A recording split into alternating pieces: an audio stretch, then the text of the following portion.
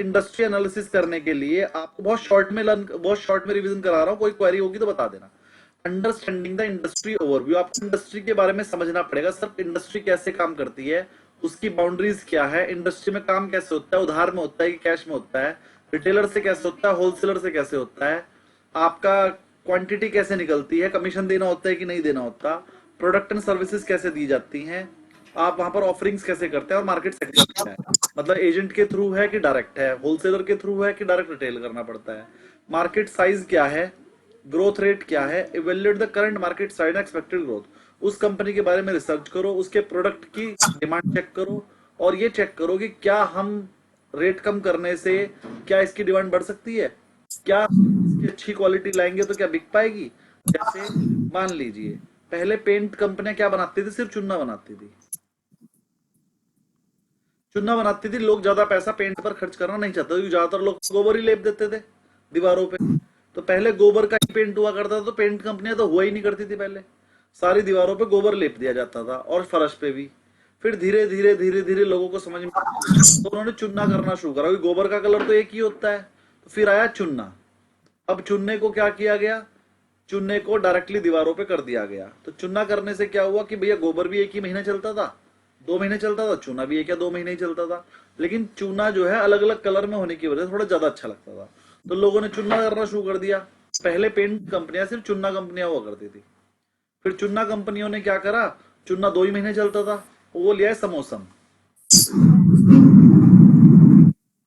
समोसम चुनने के मार्केट में सस्ता था लगभग, लेकिन कम से कम 1 साल चल जाता था। कोई क्वेरी। फिर पेंट कंपनी लाई समोसम। समोसम मार्केट में होता थोड़ा बहुत एक्स्ट्रा, लेकिन चलता भी तो 1 साल था ना। चुना 2 महीने में कराना पड़ता था, 3 महीने में कराना पड़ता था, समोसम 1 साल में, 2 साल में एक बार कराना पड़ता था। तो लोग समोसम पे आ गए। लेकिन फिर समोसम में भी क्या होता था सर, वो 1 साल में तो उतर ही जाता था ना। अब बार बार सामान हटाओ, बार बार पेंट कराओ में प्रॉब्लम होती थी। तो कंपनीज को ये वाली बात समझ में आई, तो वो फिर ले आई डिस्टेम्पर। डिस्टेम्पर क्या होता था सर, एक बार कराओ 2 या 3 साल चल जाता था, और डिस्टेम्पर और समोसम के रेट में ज्यादा फर्क नहीं होता था। तो लोग डिस्टेम्पर पे आ गए। डिस्टेम्पर के बाद कंपनी ले आई पेंट। सर पेंट एक बार कराओ 5 साल चल जाता है, 5 साल बाद भी आप ही क्योंकि गंदा हो गया इसलिए दोबारा करा देते हो।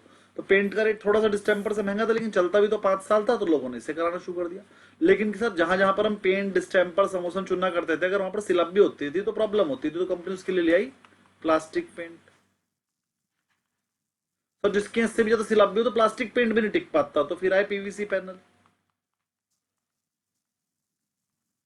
तो आपने मार्केट की डिमांड चेक की, मार्केट में जिस चीज की डिमांड आई आपने उसी चीज में एक्सपेंशन कर दिया। कोई भी काम शुरू करने से पहले उसकी इंडस्ट्री का ओवरव्यू ले लो कि इंडस्ट्री में डिमांड किस चीज की है, और जिस चीज की डिमांड हो, जिस चीज की शॉर्टेज हो, वही तो पूरी करोगे।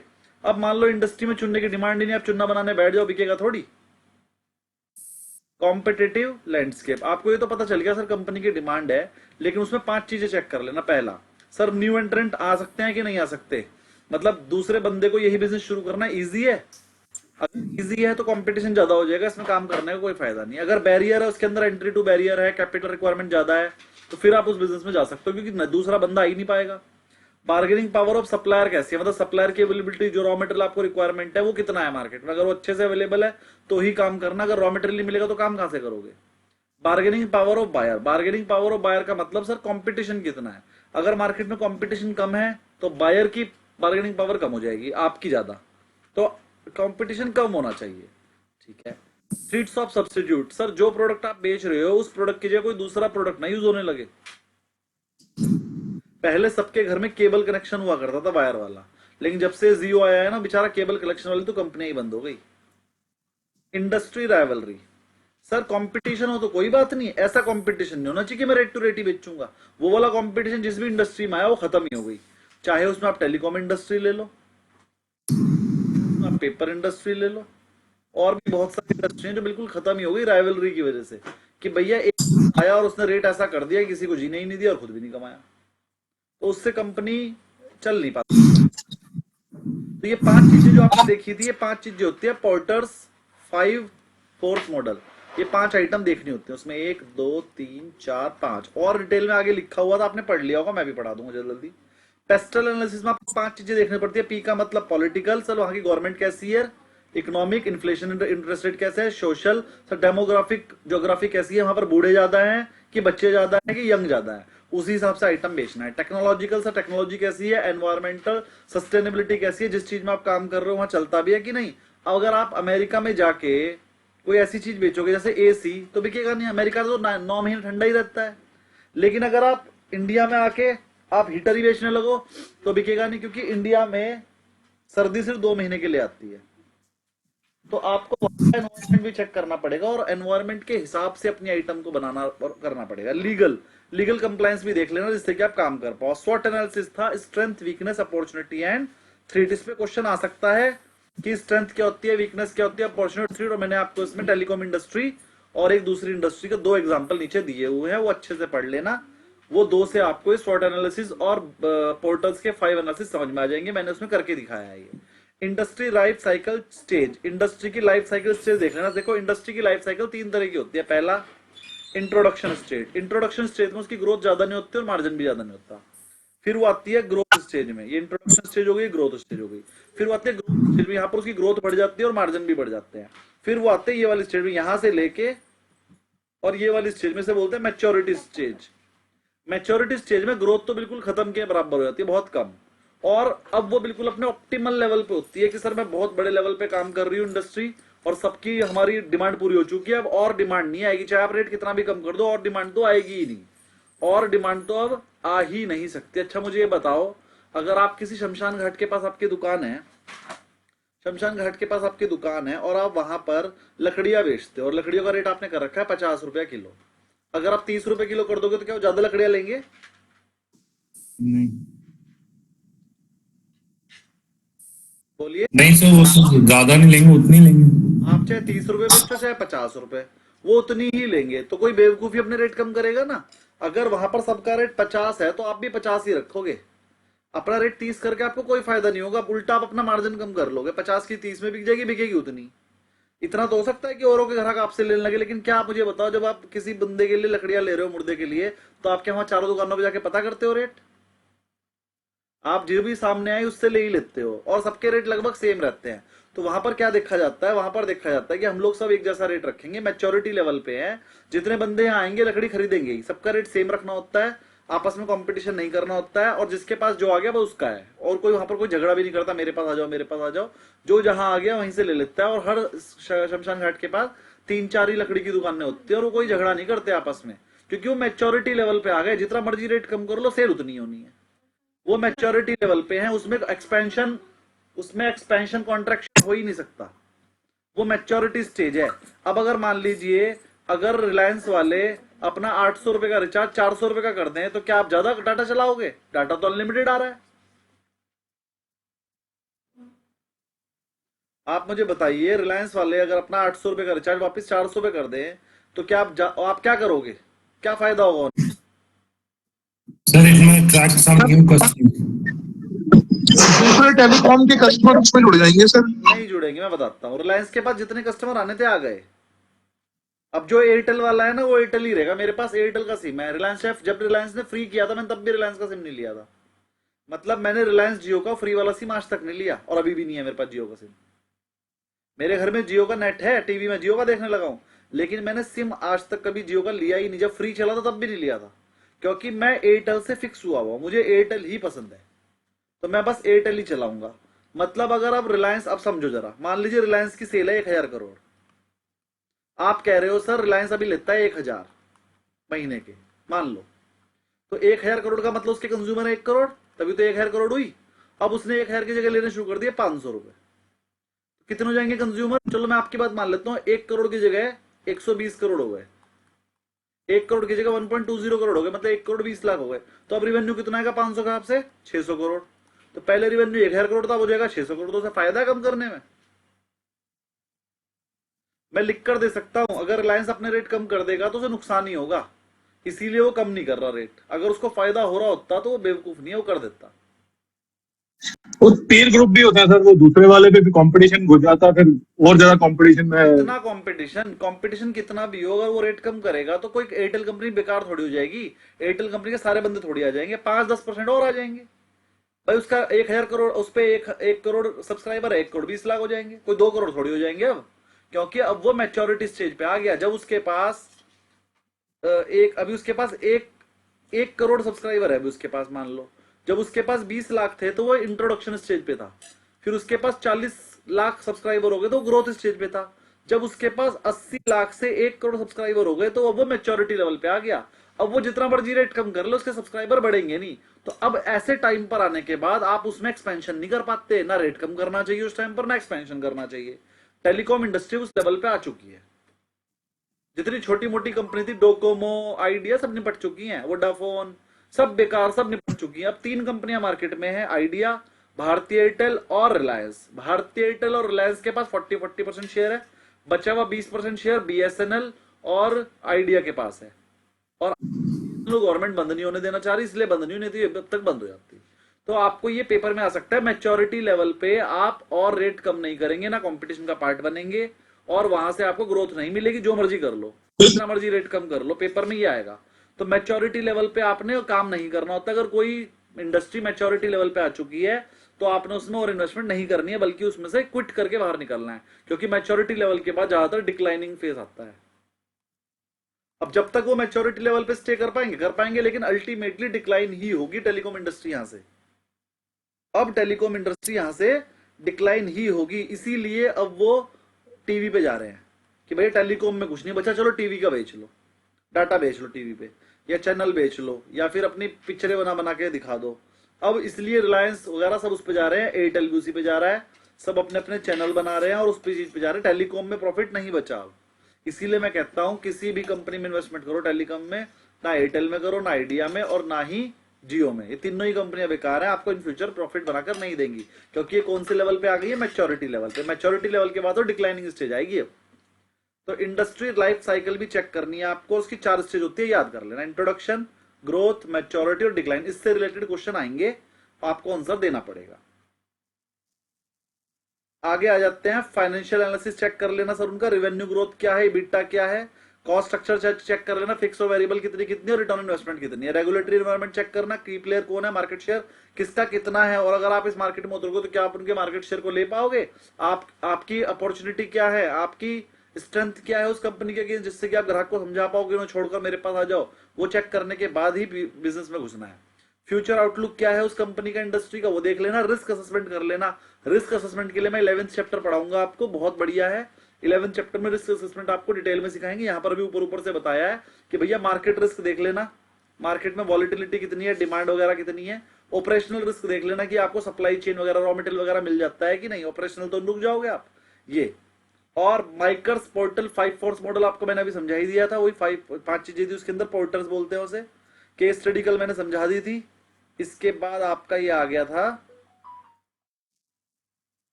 दोनों केस स्टडी आपको कल करा दी थी बड़े अच्छे से। ऑब्जेक्टिव टाइप क्वेश्चन आपको मैंने कल यही करा दिए थे। उसके बाद ये क्वेश्चंस करने के लिए दिए थे। किसी की कोई क्वेरी हो तो बोलिए, वरना मैं आगे बढ़ूंगा। कोई क्वेरी नहीं है, वेरी गुड। पेस्टल का मैंने कल बता दिया था सर, पॉलिटिकल फैक्टर चेक कर लेना। पॉलिटिकल फैक्टर मतलब गवर्नमेंट स्टेबल है कि नहीं, मिलीजुली सरकार तो नहीं है। जैसे पहले कांग्रेस की हुआ करती थी, 4 तरह की कंपनियां मिलकर सरकार बनाया करती थी, ऐसी सरकार कभी भी गिर सकती है, और कभी भी गिर जाएगी तो आपको फिर वो रूल बदल देगी आके नई सरकार। तो आपके पास एक रिस्क रहता है। तो गवर्नमेंट स्टेबिलिटी और पॉलिसीज चेक कर लेना, गवर्नमेंट किस चीज पे ज्यादा ध्यान दे रही है ना। टैक्सेशन पॉलिसीज चेक कर लेना, trade regulation and tariff check कर लेना, लेबर लॉज के बारे में चेक कर लेना, और FDI पॉलिसीज चेक कर लेना अगर आप फॉरेन इन्वेस्टर हो तो। चलिए, जैसे government policy on telecom spectrum allocation affect telecom operator like Jio and Airtel. कह रहा है अगर मान लो गवर्नमेंट बदल गई ना, तो सबसे पहले इन दोनों पे फर्क पड़ेगा। BHL पे फर्क पड़ेगा। अगर बीजेपी चली गई तो BHL का शेयर टूटेगा। क्यों? BHL कंपनी पे बीजेपी गवर्नमेंट ने ही ध्यान देना शुरू करा। उससे पहले तो BHL खत्म होने वाली थी। कांग्रेस तो ये भी कई बार कह चुकी थी BHL को तो बंद ही करना पड़ेगा, और आज वो देखो कितने करोड़ की कंपनी है, कितना बढ़िया काम कर रही है।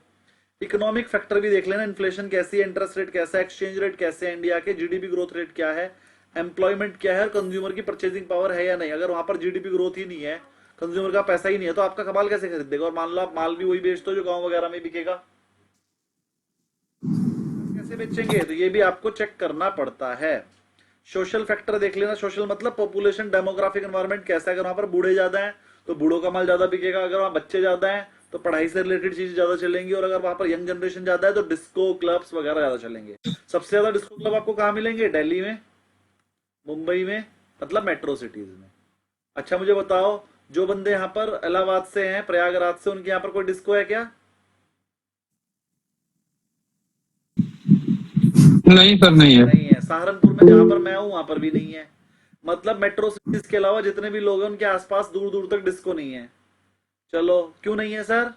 क्योंकि वहां पर जो वहां का लाइफ स्टाइल है, लोगों का लाइफ स्टाइल और कंज्यूमर बिहेवियर इस तरीके का है कि डिस्को में जाना मतलब गंदी बात, डिस्को में नहीं जाना चाहिए। तो वहां के लोग ऐसा सोचते हैं, इसलिए वहां पर डिस्को नहीं खुले हैं। लेकिन दिल्ली, मुंबई में और मेट्रो सिटीज में, बेंगलोर में, वहां पर है। वहां के लोग ऐसा नहीं सोचते हैं। तो जैसी सोच वैसा ही काम करना। अब अगर आप जो है गांव में जाके डिस्को खोल के बैठ जाओगे तो लोग आए या ना आए, पैसे तो देंगे नहीं। वो कहेंगे डांस करने के कोई पैसे होते हैं, आके डांस वांस करके चले जाएंगे, पैसे तो नहीं देंगे। तो वहां पर डिस्को नहीं चल पाएगा। एजुकेशन देख लेना, स्किल लेवल देख लेना। अगर वहां पर एजुकेटेड लोग हैं तो वहां पर फिर एजुकेटेड आइटम चलेगी। अगर वहां पर गांव का माहौल है तो फिर गांव वाली आइटम चलेगी। सोशल मोबिलिटी चेक कर लेना कि जो लोग पढ़ लिख लेते हैं क्या वो गांव में टिकते हैं या बाहर चले जाते हैं। अगर गांव में पढ़ लिखते ही लोग बाहर निकल जाते हैं तो फिर वहां पर पढ़ाई लिखाई वाली चीज नहीं चलेगी। हेल्थ कॉन्शियसनेस देख लेना। अगर हेल्थ कॉन्शियसनेस लोग हैं तो वाटर प्योरीफायर बिक जाएगा। अगर हेल्थ कॉन्शियसनेस नहीं है तो वाटर प्योरीफायर नहीं बिकेगा। एक बार एक बच्चे के चोट लगी तो उसकी मम्मी ने जमीन पे से मिट्टी उठाई और बच्चे के हाथ पे लगा दी, बेटे ठीक हो जाएगा, चल निकल। तो वहां पर भैया बैंडेड और पट्टियां नहीं बिकने वाली, वहां तो मिट्टी लगा के ठीक हो जाता है। ठीक है। फिर एक बच्चे को बुखार हुआ तो उसकी मम्मी, वहीं पर एक डॉक्टर बैठा था, बच्चे को लेके नहीं गई, सीधा अपने आप ही चली गई। डॉक्टर साहब बच्चे को मेरे बुखार हो गया, जरा दवाई दे दियो। डॉक्टर भी कोई था बेचारा झोला छाप, उसने भी 4 गोली उठा के दे दी, भैया खिला दियो। घर जाकर उन्हें खिला दी, बच्चा ठीक भी हो गया। तो वहां पर अगर आप हॉस्पिटल खोल दोगे तो खाली बैठोगे, क्योंकि वो मोटे अमाउंट के पैसे नहीं देने वाले आपको। और जब भी वो बीमार पड़ेंगे जाएंगे सरकारी हॉस्पिटल में, तो आपको वहां हॉस्पिटल खोल के बिल्कुल फायदा नहीं है। इससे अच्छा तो आप शहर में खोल लो जाके। तो ये सब चीजें आपको देखना पड़ेगा। सोशल फैक्टर कैसा है, वहां के लोगों की सोच क्या है। ऐसे ही टेक्नोलॉजिकल फैक्टर, टेक्नोलॉजी के केस में एमर्जिंग टेक्नोलॉजी कैसी है, वो यूज हो रही है कि नहीं वो देख लेना। ऑटोमेशन और डिजिटल ट्रांसफॉर्मेशन है कि नहीं, R&D कर लेना, और उसमें इन्वेस्टमेंट कितनी इन्वॉल्व है वो देख लेना। साइबर सिक्योरिटी, डाटा प्राइवेसी देख लेना। AI का यूज हो रहा है कि नहीं वो देख लेना। एग्जाम्पल आप पढ़ोगे 5G टेक्नोलॉजी आने से। लीगल फैक्टर भी आपको पता है, एनवायरमेंटल भी आपने सब पढ़ लिया है और आपको कोई प्रॉब्लम नहीं है। अब मैं एक नेक्स्ट चीज बता रहा हूं जो कि बहुत इंपॉर्टेंट है, BCG मैट्रिक स्ट्रक्चर। ये पेपर में आएगा ही आएगा, और इसके लिए आप एक ऐसा बॉक्स बना लो अपने पास जो मैं बना रहा हूं। याद करने का सबसे इजी तरीका है, ये आपके पास होना ही चाहिए। चलो बताता हूं क्या है। BCG मैट्रिक्स ने हर बंदे को, हर इंडस्ट्री को टोटल 4 भागों में डिवाइड करा। वो 4 क्या है, वो ये हैं। चलो मैं बताऊंगा ये 4 क्या। पहला है स्टार, इसकी हाई ग्रोथ होती है और हाई मार्केट शेयर। ये देखिए यहां तो मैं बता रहा हूं ग्रोथ, और यहां पर मैं बता रहा हूं इधर की साइड ये हाई है, ये लो है, और इधर की साइड में बता रहा हूं मार्केट शेयर।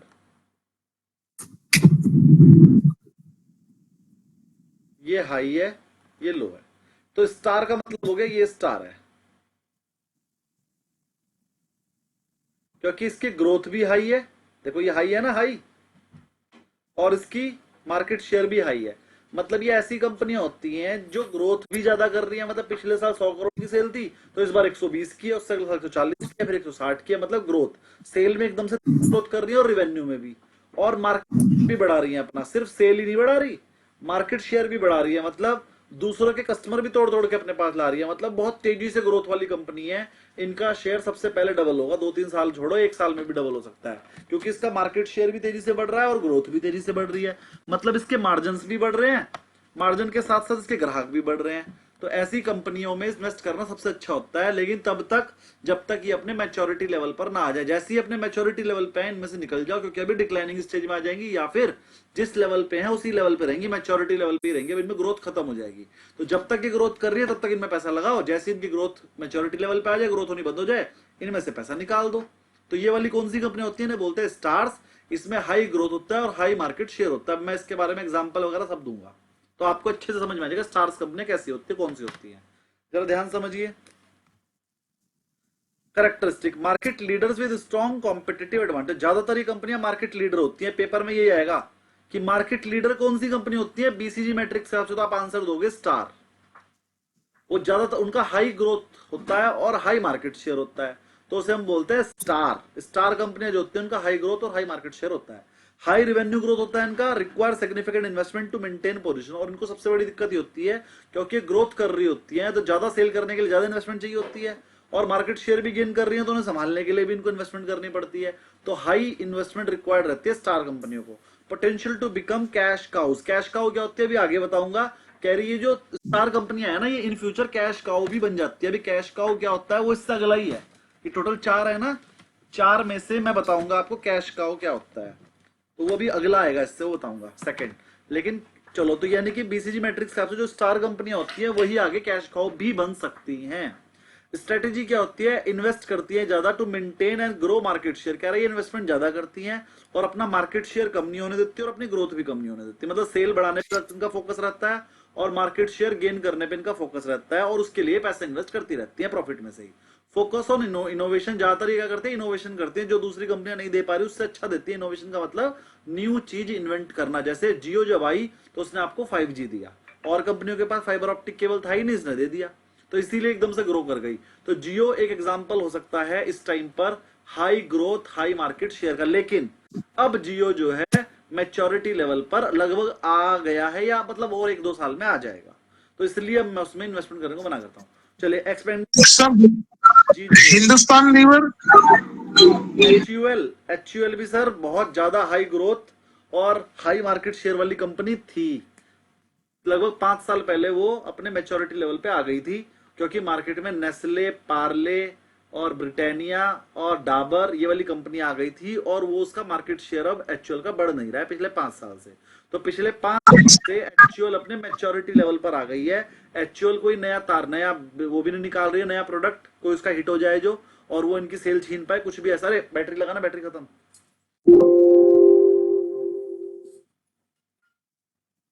लगा दो पीछे, लगाना नहीं रहा।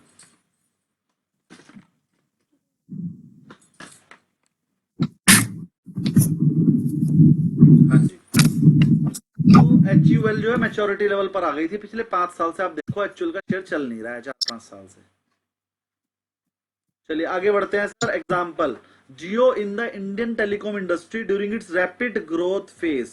देखो ये बुक मैंने लिखी थी आज से लगभग 6-7 महीने पहले, मतलब मैं लिख रहा हूं धीरे धीरे, तो जो चैप्टर मैंने जब तैयार कर दिया उसके हिसाब से मैंने डाल दिया, और फिर एक बिल्कुल परफेक्ट एग्जांपल तो नहीं डाल सकता ना आज के हिसाब से, तो मैंने जियो का ही उस टाइम मैंने लिख भी दिया इसके अंदर, Jio in the Indian telecom industry during its rapid growth phase. की कह रहा है कि जियो जो है जब रैपिड ग्रोथ फेज में थी तो अब हम उसे इस वाले एग्जाम्पल में डाल सकते थे।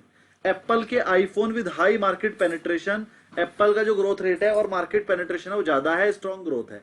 एप्पल के फोन हर साल बिक भी रहे हैं और उनका पेनिट्रेशन मार्केट में, मार्केट शेयर भी ज्यादा है, तो high growth high market share है। तो एप्पल और जियो मार्केट लीडर भी हैं और इन्वेस्टमेंट बहुत ज्यादा चाहिए। मतलब कि सर स्टार होने के लिए 4 चीजें चाहिए। हाई सर आईफोन का मार्केट शेयर तो कम है, आईफोन का मार्केट शेयर ज्यादा है, बताता हूं कैसे।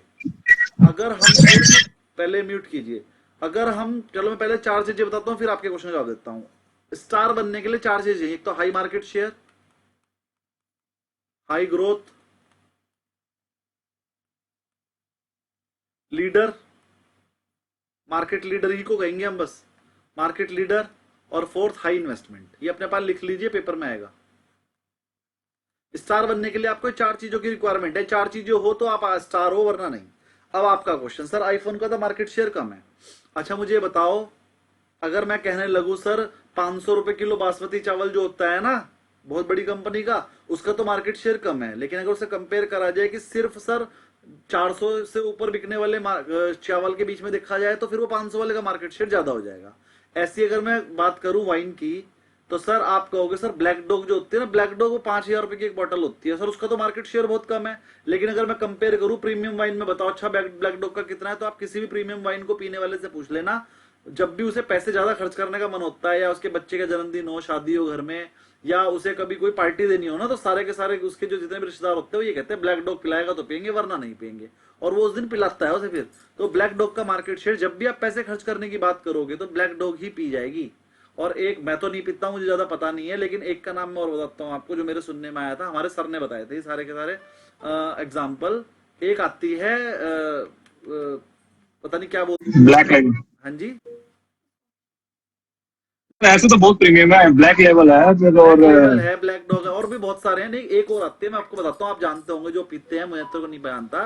वो बिल्कुल स्मेल नहीं आएगी, मतलब आप पी लेंगे तो। शिवाज रिगल, हाँ जी, शिवाज रिगल। हाँ जो भी होता है, तो वो जो बिकती है ज्यादातर जो लेडीज होती है ना, वो वही वाली पीती है, जिससे कि वोडका, वोडका।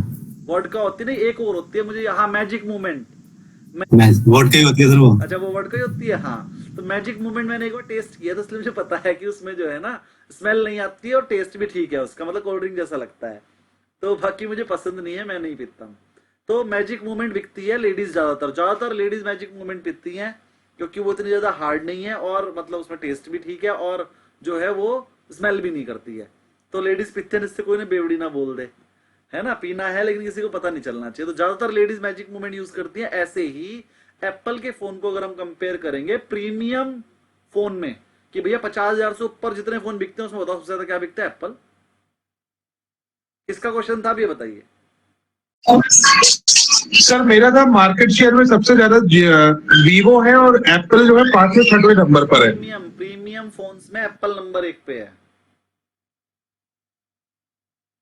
अगर आपको लाख रुपया खर्च तो आप एप्पल ले लोगे? सर प्रीमियम में तो मार्केट शेयर में वो है, लेकिन उसकी सेल कंपैरिजन टू अदर कम है सर। मैं आपको बताता हूँ, एप्पल ने अपने आप को फोकस कर लिया है कि मुझे महंगा फोन ही बनाना है। एप्पल अगर अपने नाम से सस्ते फोन निकाल दे 20,000 वाले, तो शायद वो वीवो से भी ज्यादा सेल कर दे, लेकिन फिर उसकी एप्पल की महंगे फोनों की सेल कम हो जाएगी। उसकी स्ट्रेटेजी का पार्ट है कि मैं सस्ते फोन कभी बनाऊंगा ही नहीं, मैं क्वालिटी बढ़िया दूंगा और रेट महंगे लूंगा, मार्जिन मोटा लूंगा। आपको क्या लगता है एप्पल के फोन में क्या कॉस्ट आती होगी? जो वो 1.5 लाख का बेचता है, जो नया सीरीज निकालता है 2 लाख की बेच देता है, कॉस्टिंग तो उसकी 30-40 जा रही होती है, वो 5 गुना रेट पे बेचता है। तो अगर उसका मार्केट में शेयर 12% भी है तो 5 गुना मार्जिन ले रहा है। वीवो अपनी पूरी सेल करके भी इतना प्रॉफिट नहीं कमाता जितना एप्पल छोटी सी सेल करके कमाता है। तो अगर मार्केट, सकते हैं कि गाड़ियों में मारुति बोलते हैं ना, लीड रूम आप ये समझिए, गाड़ी में। हाँ गाड़ियों की बात करते हाँ, हैं, चलिए।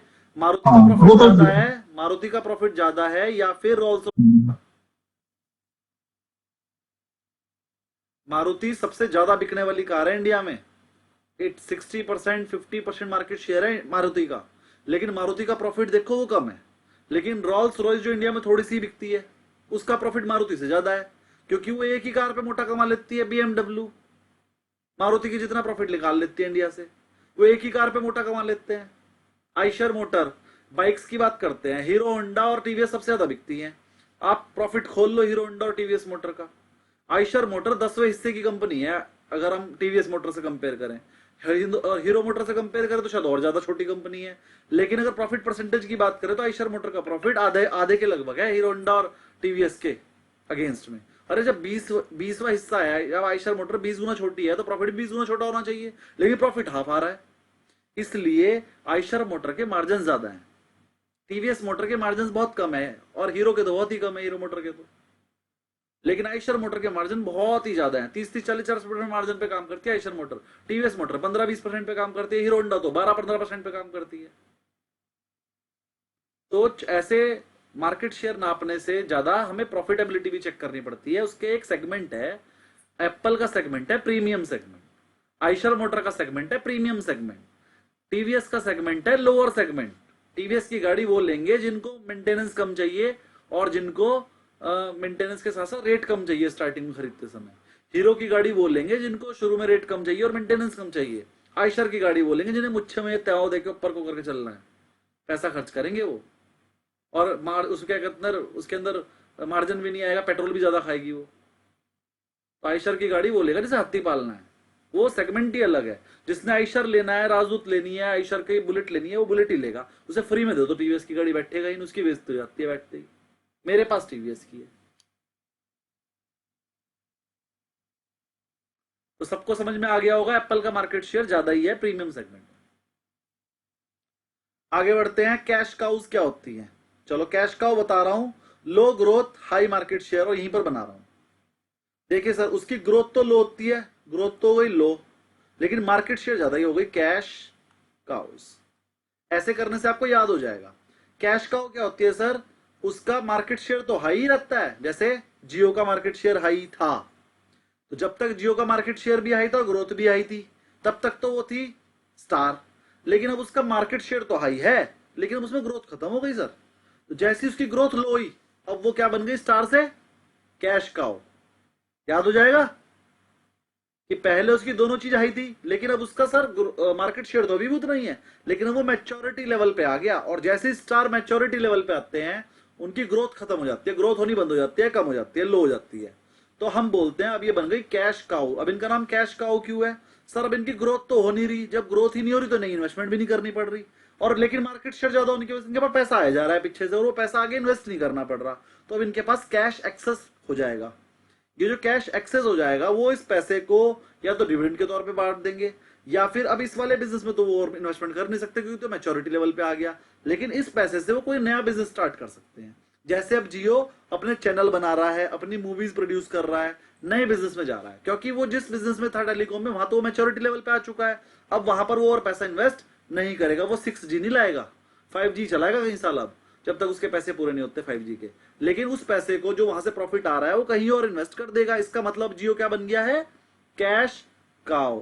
मेरे हिसाब से सबको कैश काउ अच्छे से समझ में आया होगा। कोई क्वेरी हो तो बोलिए। ओके। कैरेक्टरिस्टिक्स क्या है सर कैश काउ की? लो ग्रोथ होती है लेकिन मार्केट शेयर हाई होता है। Establish product with high market share, market share तो आपका हाई है बट लो मार्केट ग्रोथ, लिख लो यहां पर बिकॉज मैच्योरिटी लेवल। सर ये एचयूएल भी इसी कैटेगरी में आएगा ना अभी? एचयूएल भी कैश काउ है बिल्कुल। देखो डिविडेंड कितना ज्यादा देता है, जितनी भी ये वाली कंपनियां हैं एफएमसीजी, वो कैश काउज ही हैं, और जितनी भी आईटी कंपनियां हैं ना, वो भी कैश काउज ही हैं, क्योंकि वो आगे तो कुछ कर नहीं सकती। अब उनके पास पैसा आता रहता है और वो डिविडेंड भी बांटती रहती है। आईटी कंपनियां भी डिविडेंड सबसे ज्यादा देती हैं। चलिए, इसमें मेन बात क्या होती है sir, generate consistent cash flow. कह रहा कैश फ्लो बहुत बनता है इनके पास, लेकिन इन्वेस्टमेंट नहीं करते आगे, नई इन्वेस्टमेंट नहीं करते, बहुत कम करते हैं। Fund flow cash cows can be use to finance stars and question mark. कह रहा है जो फंड आता है इस पैसे को वो या तो स्टार कंपनियां बनाते हैं नई, जिनकी काम पर ग्रोथ भी अच्छी हो और मार्केट शेयर भी ज्यादा आ जाए, या तो वो फिर अपना पैसा इन्वेस्ट करते हैं स्टार में, ये तो आपको पता है, या फिर अपना पैसा इन्वेस्ट कर देते हैं क्वेश्चन मार्क में। अभी क्वेश्चन मार्क क्या होता है ये अगला है, बताऊंगा। तो सर कैश काउ बनने के लिए सर 3 चीजें जरूरत होती हैं। पहला, हाई मार्केट शेयर, लो ग्रोथ, लीडर आप अब भी हो, और मिनिमम इन्वेस्टमेंट रिक्वायर्ड। 1 2 हर इंडस्ट्री में कोई ना कोई तो कैश फ्लो होगा, हर इंडस्ट्री का अपना था। हर इंडस्ट्री में आपको ये चारों आइटम मिलेंगे। इन चारों को आप छांटना है और फिर अंदाजा लगाना है कि कौन इसमें से स्टार है, उसमें पैसा लगा दो। कौन इसमें से कैश का हुआ है, उसमें से पैसा निकाल लो। कौन इसमें से ऐसा है जो क्वेश्चन मार्क है लेकिन स्टार बन सकता है, उसमें जरूर लगाओ पैसा। अगर वो तुम्हें लगता है अभी तो क्वेश्चन मार्क है लेकिन बाद में स्टार या कैश काउ बन जाएगा, तो अगर आपको लगता है वो ग्रोथ कर लेगा तो पैसा लगा लो। यही तो सिखा रहा हूं मैं आपको। इंडस्ट्री में तो चारों तरह के बंदे मिलेंगे, आपने चारों पे एनालिसिस करके दिखाना है कि क्या है। अगर वो स्टार या कैश का हुआ है तो पैसा लगाओगे, वरना नहीं लगाओगे। बड़े तो स्ट्रेटेजी क्या होती है? आपकी स्ट्रेटेजी रहती है कि आप मार्केट शेयर, तो आपके पास मार्केट शेयर तो हाई मार्केट शेयर पहले से है, ये मेंटेन करना, maintain position and maximise cash flow, कि अपनी मार्केट शेयर को बढ़ाए रखना और प्रॉफिट ज्यादा से ज्यादा करना। Invest profit in new opportunity, और जो पैसा आएगा उसे इस वाली मार्केट में नहीं लगाना क्योंकि तो पहली मैच्योरिटी लेवल पे जा चुकी है। अब इस पैसे को लगाना है आपने नई इंडस्ट्री में, नए पैसे को नई जगह लगाएंगे। एग्जाम्पल, जैसे Google search engine generating study ad revenue. देखो गूगल ने जब शुरू में पैसा लगाया, जब शुरू में गूगल बना ही बना था, तो वो किसी से कोई पैसा चार्ज नहीं करता था, एड रेवेन्यू के भी नहीं चार्ज करता था, बस ये कहता था, एड दिखाता ही नहीं था शुरू में। शुरू के 10 साल गूगल ने आपको फ्री में कहा कि सर्च करो जो मर्जी, और जो आप गूगल पे सर्च नहीं करके मिलता था ना, फिर वो उसको लोगों से लिखवाता था कि आप जो है मेरे को डॉक्यूमेंट लिख के दो इससे रिलेटेड, फिर वो अपनी गूगल सर्च में डाल देता था। तो शुरू के 10 साल तो उसने अपने आप को अपग्रेड किया कि आप जो भी पूछो वो उस पर मिले। उसने अलग अलग टीचर्स को पैसे दिए, सर आप अकाउंट्स की बुक लिख के मुझे दे दो, सर आप अकाउंट्स के हर एक टॉपिक पे कुछ ना कुछ लिखो और मुझे दो, सर अगर कोई पूछे व्हाट इज अकाउंट्स तो उसका मीनिंग क्या होता है आप बताओगे, कितने टाइप का अकाउंट होता है उसका मीनिंग क्या होता है आप बताओगे। ऐसे हम टीचर्स लोग ना गूगल को लिख लिख के देते थे और हमें हर एक पैराग्राफ के पैसे मिलते थे, ठीक है। तो वो जब हमने लिखा तभी तो आज आप सर्च कर पा रहे हो। तो गूगल सर्च इंजन ने स्टार्टिंग में तो सिर्फ इन्वेस्टमेंट करी, फिर जब आपको सब कुछ गूगल पे मिलने लगा ना तो आप इस पर रिलाय करने लगे, यार जो भी ढूंढना है गूगल पे ढूंढ लेंगे, जो भी ढूंढना है गूगल पे ढूंढ लेंगे। फिर लोगों को लगा यार नहीं, हमें ना अब कुछ चीजें ऐसी भी पूछनी जो लिखित में नहीं चाहिए, वीडियो में चाहिए, तो गूगल ने निकाल ली यूट्यूब। फिर यूट्यूब पे भी लोगों को कहा कि तुम अपनी वीडियो डाल लो, हम पैसे देंगे। तो शुरुआत में जब कोई वीडियो डालता था तो वो एकदम से पैसे देता था, भैया अगर आपके वीडियो डली और आपके 100 व्यू भी आए तो हम आपको पैसे देंगे। लेकिन फिर बीच में इसने कर दिया, नहीं पहले आपको ये क्राइटेरिया पूरा करना पड़ेगा, 1000 सब्सक्राइबर होने चाहिए, 400 घंटे का वॉच टाइम होना चाहिए, उसके बाद ही पैसे मिलेंगे। तो ये सब रूल बने। तो पहले वो इंट्रोडक्शन लेवल पे था, फिर धीरे धीरे ग्रोथ लेवल पे आया, आजकल वो अपने ग्रोथ के बाद मैच्योरिटी लेवल पे चल रहा है। क्योंकि अब वो जो मर्जी कर ले, जितना उसको लोग देख रहे हैं वो देख ही रहे हैं, अब वो जो मर्जी कर ले, लोगों से तो पैसे लेता ही नहीं है, तो जिसे देखना है वो देखेगा ही। और जो लोग उस पर ऐड लगा रहे हैं वो लगा रहे हैं, अब वो ऐड भी उसने बहुत कम रेट का लगा रखा है तो वो ऐड भी आ ही रहा है, तो मैच्योरिटी लेवल पे चल रहा है, उसमें वो कुछ और इन्वेस्टमेंट नहीं कर रहा है। अब तो वो ऑटो पायलट मोड पे चल रहा है, लोग अपने आप वीडियो डाल भी रहे हैं उसके ऊपर, लोग अपने आप देख भी रहे हैं, उसके पास भी रिवेन्यू आ रहा है और लोगों के पास भी रिवेन्यू जा रहा है। ऐसे ही माइक्रोसॉफ्ट विंडोज का जो ऑपरेटिंग सिस्टम है वो स्टैचुरेटेड मार्केट में मैच्योरिटी लेवल पे आ चुका है। पहले माइक्रोसॉफ्ट विंडो की पहले देखो, पहले 2004 मॉडल आया, फिर 5 आया, फिर 10 आया, फिर 13 आया, फिर एक्सपी आ गया, ऐसे ही नए नए आते रहे। लेकिन अब तो आते ही नहीं है नए। अब नए इसलिए नहीं आ रहे क्योंकि अब माइक्रोसॉफ्ट विंडो खरीदता नहीं है कोई, अब सब ऑनलाइन यूज करते हैं। और माइक्रोसॉफ्ट विंडोज का अब मार्केट में वो नकली वर्जन आ गया जो खरीदना नहीं पड़ता, और लोग सबके सब उसी को यूज करते हैं। मेरे लैपटॉप में भी वही डला हुआ है, आपके में भी वही डला हुआ होगा, है ना। ओरिजिनल तो कोई यूज करता ही नहीं है, तो इसलिए वो ज्यादा इन्वेस्टमेंट नहीं कर रहा। जब कोई खरीद ही नहीं रहा तो क्यों बनाऊं। तो अब वो और चीजों पे इन्वेस्टमेंट कर रहा है, जैसे अपडेट्स पे, फिर उसी के अंदर नई नई चीजें उसके अंदर नई नई चीजें डाल रहा है। विंडोज 9 आ गई, विंडोज 10 आ गई, विंडोज 11 आ गई, ये सब चीजों पे वर्क कर रहा है। चलिए, तो आपको मेरे हिसाब से 2 चीजें समझ में आ गई सर। एक मैंने आपको बता दिया स्टार और एक बता दिया कैश काउ, अब तीसरा बता रहा हूँ। एक मिनट सर, अब जैसे कैश काउ में हम जैसे लीडर की बात करते हैं, अ, हम वायर में आते हैं, पॉलीकैब आता है, वो लीडर है, लेकिन वो कैश काउ नहीं है क्योंकि कंपटीशन है। क्या है?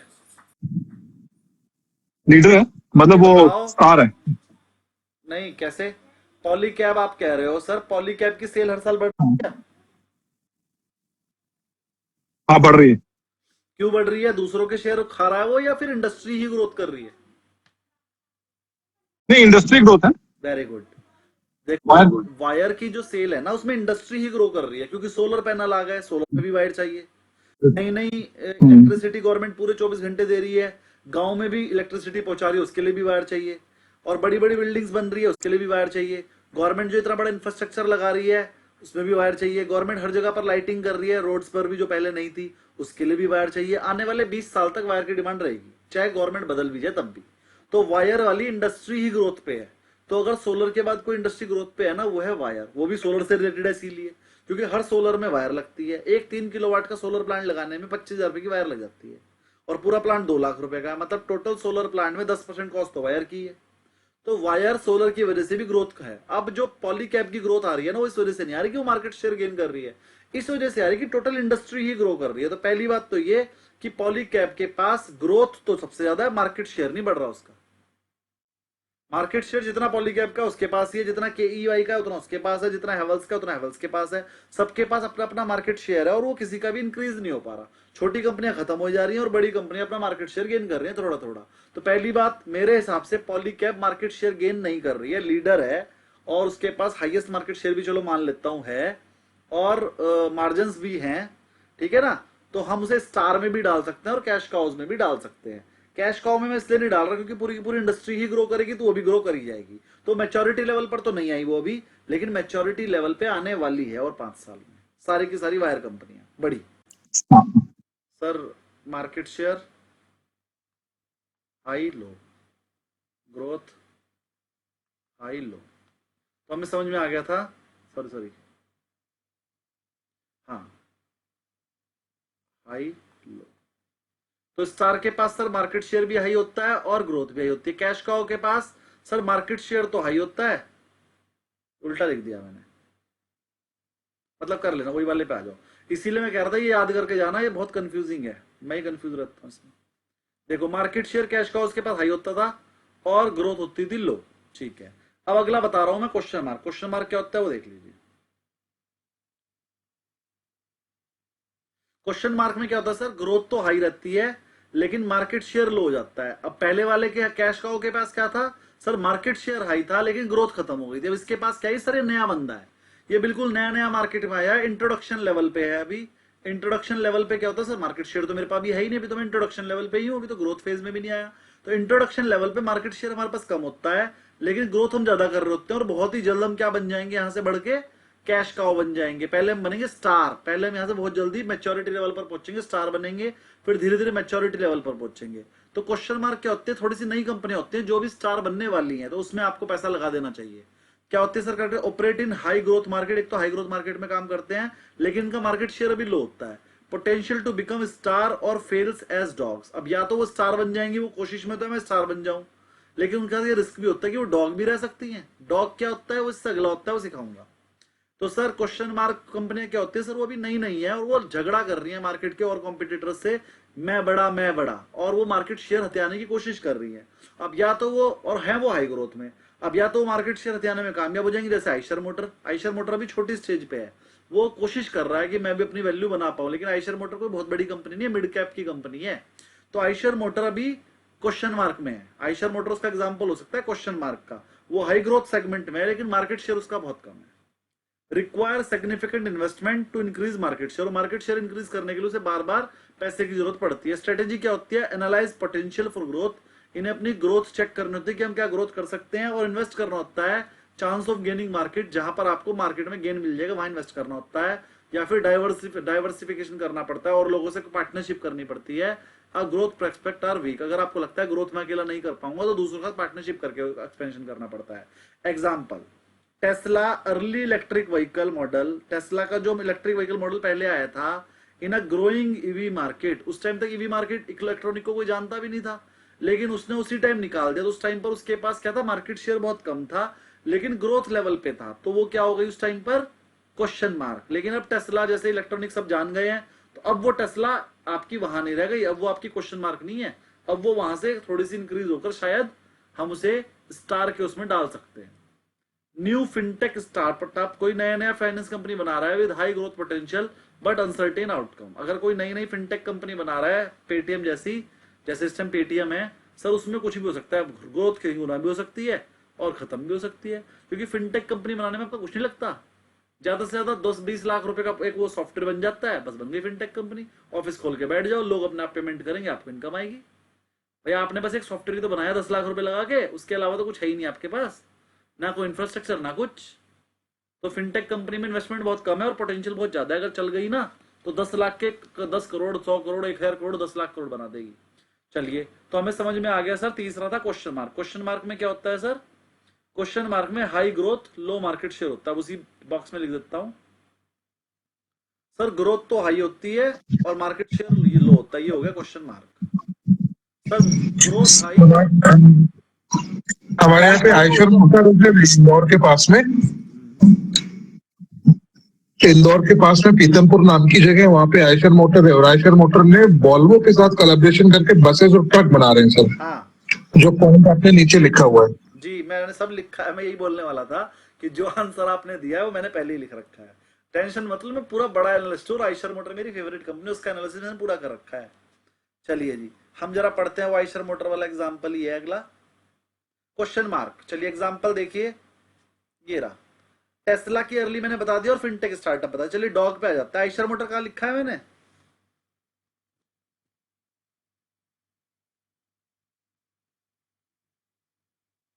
डॉग पढ़ते हैं। डॉग में क्या होता है सर, डॉग मतलब कुत्ता, वफादार। सर लो ग्रोथ है, लो मार्केट शेयर है, फिर भी काम कर रहे हैं, ये तो भैया तो लॉयल आदमी है बिल्कुल, कुछ भी हो जाए मैं छोड़ के नहीं जाऊंगा। सर ग्रोथ भी नहीं है कंपनी में, मार्केट शेयर भी नहीं है, अरे भैया तू काम ही क्यों कर रहा। ऐसी कंपनी में बिल्कुल इन्वेस्टमेंट नहीं करनी चाहिए। ऐसी कंपनी जो मार्केट में वीक है, जैसे आइडिया, ग्रोथ तो सर आइडिया में हो ही नहीं रही, हर बार सब्सक्राइबर कम ही हो जा रहे, तो वीक मार्केट पोजीशन है, और ग्रोथ तो टेलीकॉम में पूरे में ही नहीं है।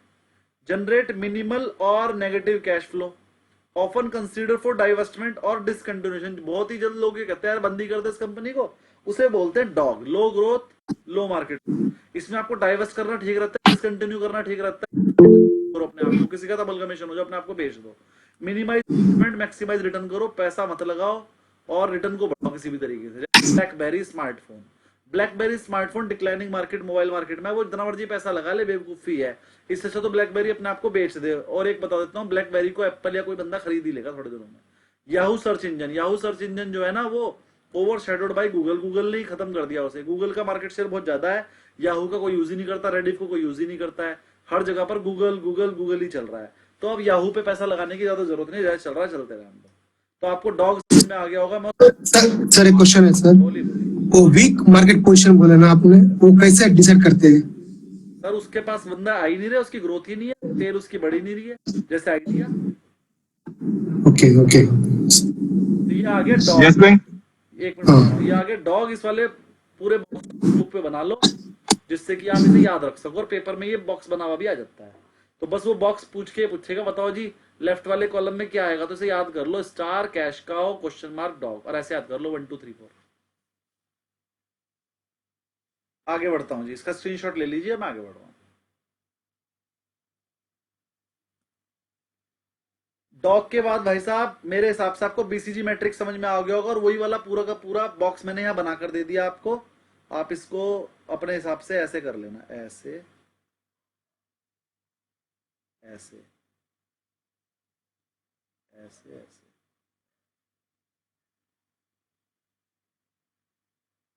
वो वाला पूरा का पूरा बॉक्स मैंने बनाकर दे दिया आपको, ठीक? समझ में आ रहे होंगे आपको अच्छे से। तो बीसीजी मैट्रिक्स फ्रेमवर्क मैंने आपको शॉर्ट में भी समझा दिया, बाकी ये नीचे की 3 4 लाइनें आप पढ़ लोगे। अब अगला आ गया structure conduct performance model. Sir इसमें क्या होता है, ये भी कुछ ना कुछ नया बता कर गया, क्या बता कर गया जरा देख लो। कहता है इसमें 3 चीजें देखनी पड़ती है, एक तो स्ट्रक्चर SCP, एक S, एक C, एक P, तीनों क्या है वो देख लो।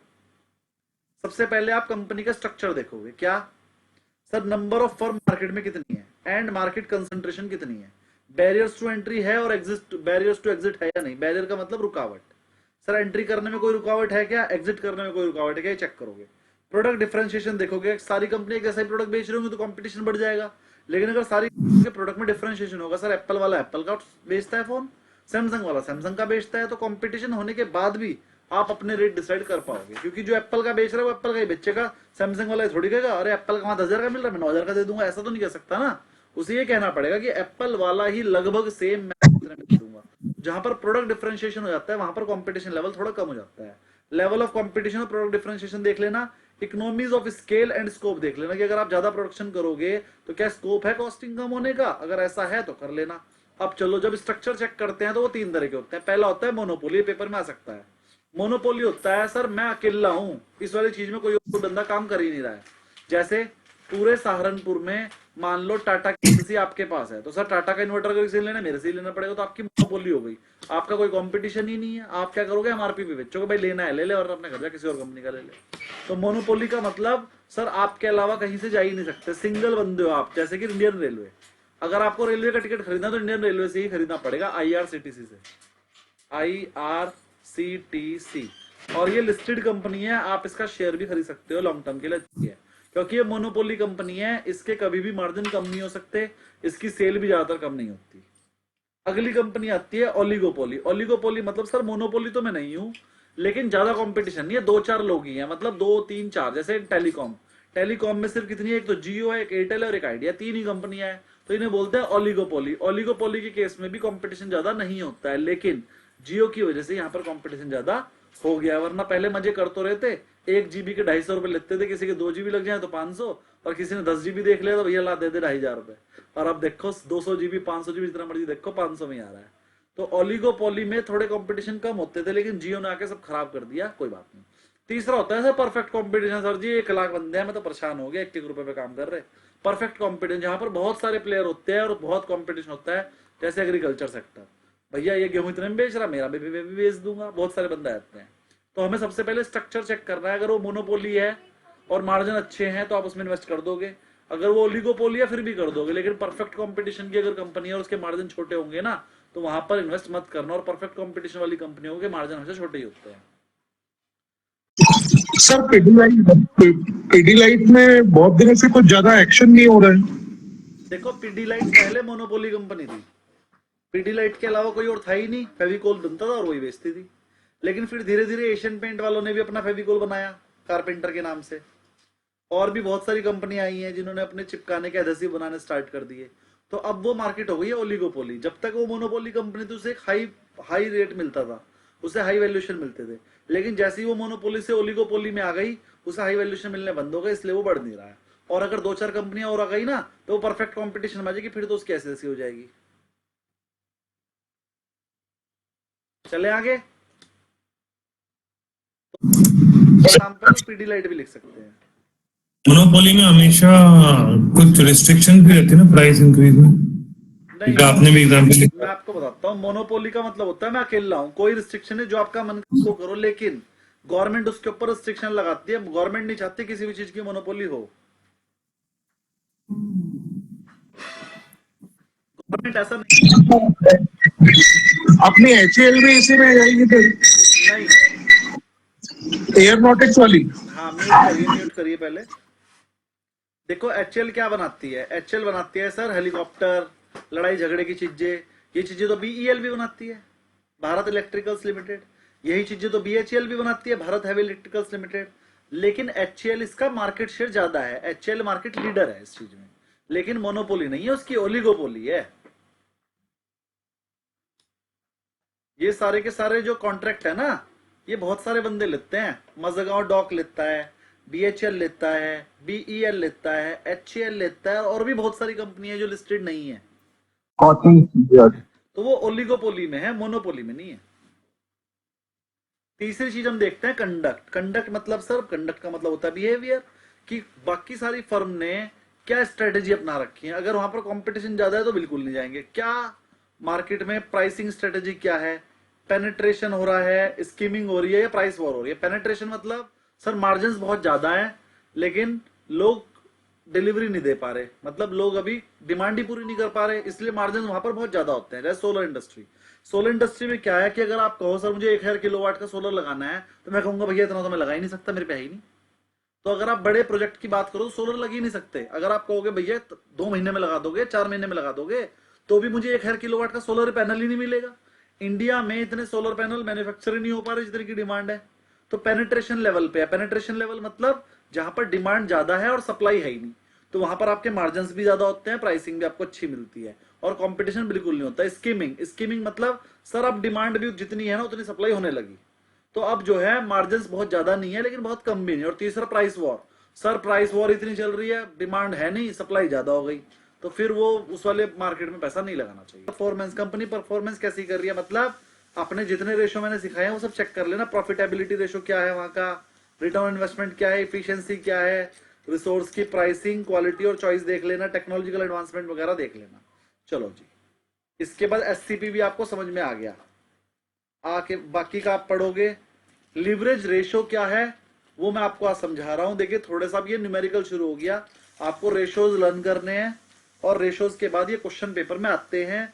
अब जो 10 नंबर का पेपर आना है ना, उसमें से 4 या 5 नंबर का तो आएगा जो मैंने पढ़ा दिया वो थ्योरी, और 5 नंबर के आएंगे रेशो जो मैं बता रहा हूं। जरा ध्यान से देखिएगा और ये रेशो पे ज्यादा से ज्यादा क्वेश्चन करिएगा।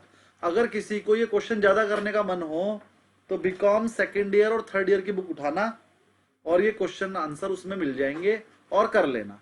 और कोई किसी को नहीं आएगा तो मेरे से क्वेरी ले सकता है, मैं ले लूंगा, ठीक है। अगर किसी को न्यूमेरिकल क्वेश्चन ज्यादा करने का मन है तो आप बीकॉम सेकेंड ईयर और थर्ड ईयर में फाइनेंशियल मैनेजमेंट के नाम से एक बुक होती है, उसके सारे के सारे चैप्टर में ना ये रेशो ही है, तो उसमें रेशो एनालिसिस का एक चैप्टर होता है, वो कर लेना, उसमें सारे यही रेशो आएंगे। और एक डेटिको एक आता है लिवरेज वाला लेसन, लिवरेज वाला कर लेना। मतलब फाइनेंशियल मैनेजमेंट की पूरी बुक रेशो से रिलेटेड ही होती है। तो जो जो आपको लगता है मेरे कोर्स का है, मुझे समझ में आ रहा है, वो क्वेश्चन सॉल्व कर लेना। नहीं होंगे तो मैं बता दूंगा कैसे होंगे, किसको ज्यादा पढ़ने का मन हो तो, वरना जितने मैं करवा रहा हूं इतने भी कर लोगे तो पेपर हो जाएगा। पहला रेशियो है sir debt to equity ratio. इसका फॉर्मूला होता है डेट डिवाइडेड बाई इक्विटी। याद हो गया? डेट ऊपर रख देना, इक्विटी नीचे रख देना। डेट का मतलब होता है सर लोन, चाहे लॉन्ग टर्म कोई से भी, चाहे बॉन्ड हो चाहे लोन हो, लॉन्ग टर्म, शॉर्ट टर्म नहीं लेना इसके अंदर। बॉन्ड लेने हैं, लॉन्ग टर्म लोन लेना है और उस लोन पे इंटरेस्ट आउटस्टैंडिंग है तो वो भी लेना है। ये तो डेट का पार्ट हो गया।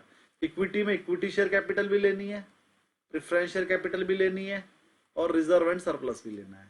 और अगर कोई एक्सपेंडिचर हो, मिसलेनियस एक्सपेंडिचर एसेट साइड में, तो वो लेस कर देना है। ये इक्विटी का फॉर्मूला है, मैं आपको पहले पढ़ा चुका हूँ। Equity share capital plus preference share capital plus reserve and surplus minus miscellaneous expenditure, ये इक्विटी हो गई। डेट का मतलब सारे के सारे लोन लॉन्ग टर्म, यानी कि bond, long term loan, debentures के नाम से भी हो सकता है, सब लोन ही होता है वो, डिबेंचर्स। और भी किसी नाम से अगर लोन होगा तो भी वो लोन ही है, और अगर लोन पे इंटरेस्ट आउटस्टैंडिंग है तो वो भी उसके अंदर जुड़ेगा लोन निकालते समय। तो ये फॉर्मूला होगा डेट टू इक्विटी रेशियो का। अगर किसी कंपनी का डेट टू इक्विटी रेशियो ज्यादा है, मतलब उस कंपनी पे डेट ज्यादा है, वो रिस्की है। और लेकिन अगर डेट और अगर लोअर है तो उसका मतलब उस पर डेट कम है, तो वो रिस्की भी कम है। Industry specific but generally below 2:1 is considered safe. कह रहा है अगर किसी का डेट इक्विटी रेशियो 2:1 है तो उसे सेफ मान लेंगे, इससे ज्यादा नहीं होना चाहिए, इससे कम कम होना चाहिए। मैक्सिमम जो होना चाहिए वो 2:1 होना चाहिए। 2:1 से ज्यादा डेट इक्विटी, अगर क्वेश्चन पेपर में आए कि आइडियल डेट इक्विटी रेशियो बताओ, मतलब जो सबसे अच्छा माना जाता है, तो वो है 2:1। याद कर लो, पेपर में आ सकता है। लिखा है ना ये रहा आइडियल रेंज, वो है 2:1। मतलब आप अपनी कैपिटल का 2 गुना लोन ले सकते हो, वो सही होता है, पर 2 गुना से ज्यादा मत लेना। अगला क्वेश्चन, अगले क्वेश्चन के रेशो का नाम है डेट टू एसेट रेशो। मतलब ऊपर डेट आ जाएगा, डेट का फॉर्मूला आपको मैं पहले ही बता चुका हूं ऊपर। लॉन्ग टर्म लोन मतलब डिवेंचर्स, लोन, बॉन्ड्स, और उन पे इंटरेस्ट ड्यू हो तो वो ऊपर आ जाएगा, और नीचे एसेट्स आ जाएगी। एसेट्स का मतलब sir fix asset plus current asset including cash, cash भी आ जाएगा। टोटल एसेट का मतलब टोटल एसेट, लेकिन उस टोटल एसेट में मिसलेनियस एक्सपेंडिचर हो तो वो नहीं लेना है। इतना भी क्लियर? सर आपने कितना लोन लिया हुआ है? सर आपके पास टोटल एसेट तो 100 रुपए की है और लोन ले लिया 120 का, तो गलत है ना? जितनी एसेट है उससे कम का ही तो लोन लोगे। तो जितनी एसेट है, जितनी प्रॉपर्टी है, हमेशा उससे कम का ही लोन होना चाहिए। और आइडियल रेंज है इसकी 50%। अगर आपके पास 100 रुपए की एसेट है तो 50 रुपए का लोन ले लो, इससे ज्यादा मत लो। अगला इक्विटी मल्टीप्लायर, इसको हम क्या बोलते हैं? देखो, इक्विटी मल्टीप्लायर का फॉर्मूला होता है सर इक्विटी ऊपर, ठीक है, इक्विटी ऊपर, और डिवाइड करते हैं इसमें टोटल एसेट से। टोटल एसेट का मतलब थोड़ी देर पहले ही बताया मैंने आपको, fix asset plus current asset. वहां पर आपने डेट अपॉन एसेट करा था, यहां पर इक्विटी अपॉन एसेट करते हैं। तो इक्विटी मल्टीप्लायर मतलब कि सर आपकी इक्विटी एसेट से कितनी गुना है, मतलब आपकी टोटल कंपनी की वैल्यू आपकी एसेट से कितनी गुना है, ये निकालने को इक्विटी मल्टीप्लायर बोलते हैं। तो इसकी इंटरप्रिटेशन समझ लो। हायर मल्टीप्लायर है अगर, तो इसका मतलब है more debt financing leading to higher financial risk. अगर मल्टीप्लायर ज्यादा है तो इसका मतलब आपके मल्टीप्लायर ज्यादा होने का मतलब, मान लो इक्विटी 100 रुपए है और आपके पास टोटल एसेट 50 रुपए है, तो 2 आ गया। तो अगर मल्टीप्लायर ज्यादा है तो इसका मतलब क्या मानने की, डेट कम है कि ज्यादा?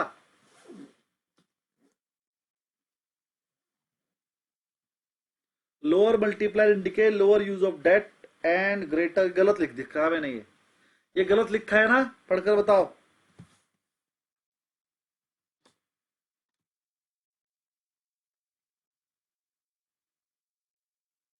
अरे भाई किसी को कुछ समझ में नहीं आ रहा क्या?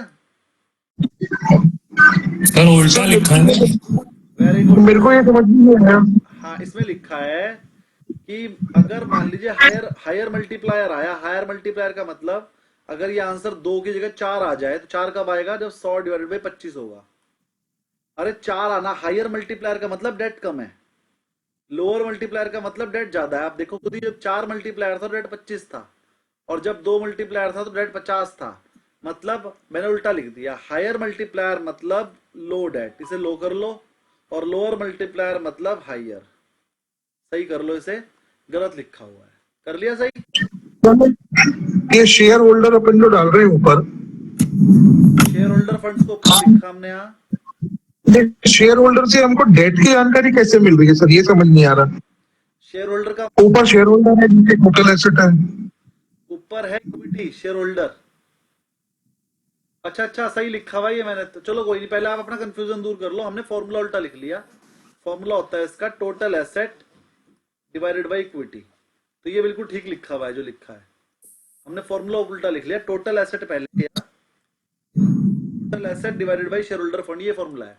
तो ठीक लिखा। हायर मल्टीप्लायर का मतलब डेट ज्यादा है, लोअर मल्टीप्लायर का मतलब डेट कम है। अब आपका क्वेश्चन ये था कि total asset divided by equity करा, ये क्वेश्चन है ना।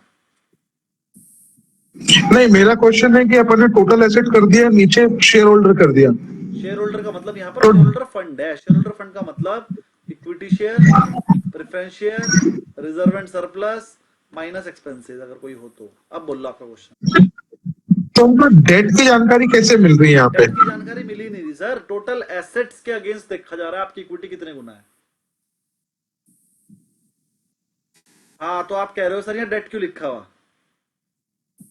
अब जरा ध्यान समझो, अगर आपकी एसेट 100 है और इक्विटी 40 है तो मल्टीप्लायर कितना आएगा, 2.5। हाई मल्टीप्लायर का मतलब हाई लोन। अच्छा मुझे बताओ, एसेट 100 रुपए की, इक्विटी 40 की, बाकी 60 आए कहां से।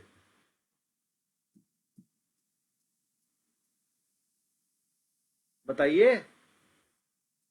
अगर आपकी इक्विटी 40 रुपए की है, मतलब शेयर होल्डर्स के पास पैसा 40 रुपए है, तो एसेट 100 रुपए की खरीदी कैसे। 60 रुपए का लोन ही तो।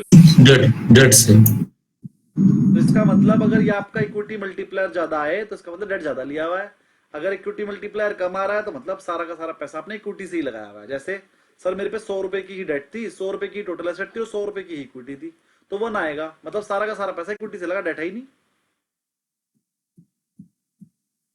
समझ में आ गया।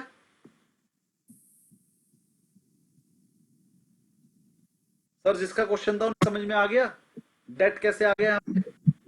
हाँ सर, आगे आगे आगे। लेकिन एक बात और बताओ, ये बात किसी और के मन में नहीं आई तो इसका मतलब आप ध्यान से पढ़ रहे हैं। कौन थे, सचिन जी। किसका था ये क्वेश्चन। नहीं नहीं नहीं नहीं, मेरा नहीं था सर। किसका था भाई। मैं सेवी सूर्यवंशी।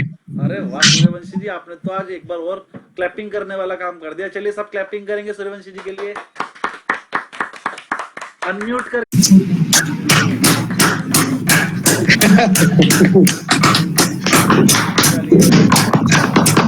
बस तो यहां से पता चलता है, यहां से पता चल। अगला इंटरेस्ट कवरेज रेशो, सुजलोन का ये बिल्कुल कम है ये वाला ratio, interest coverage ratio.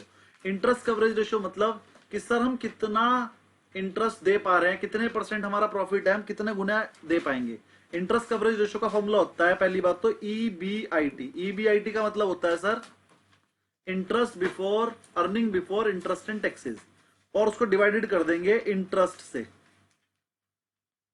Interest coverage ratio को डिवाइड कर देंगे, ईबीआईटी को डिवाइड करेंगे डिवाइडेड बाय इंटरेस्ट से। मतलब सर मेरी कंपनी ने 100 रुपए का ईबीआईटी कमाया और मैं इंटरेस्ट देता हूं 10 रुपए, तो मेरा इंटरेस्ट कवरेज रेशो हो गया 10, मतलब मैं 10 गुना कमा रहा हूं अपने इंटरेस्ट से।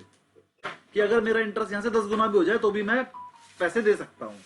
तो इंटरेस्ट कवरेज रेशो का मतलब क्या होता है, ये मेजर करता है कि सर आप अपने, बेटे बहुत आवाज आ रही है, ये मेजर करता है कि आप अपने इंटरेस्ट से कितना गुना कमा रहे हैं। अगर ये इंटरेस्ट कितने गुना हो जाए तो भी आप पैसे दे दोगे, उसका फॉर्मूला होता है ईबीआईटी अपॉन इंटरेस्ट। अब पेपर में एक क्वेश्चन आया, आप जरा सॉल्व करके बताएंगे, जिससे पूछूंगा आंसर वही बताएगा, सॉल्व करके अपने पास रख लेंगे बस। चलिए मैं क्वेश्चन बोल रहा हूं और आंसर सबसे पहला देंगे। आस्था जी क्लास में है।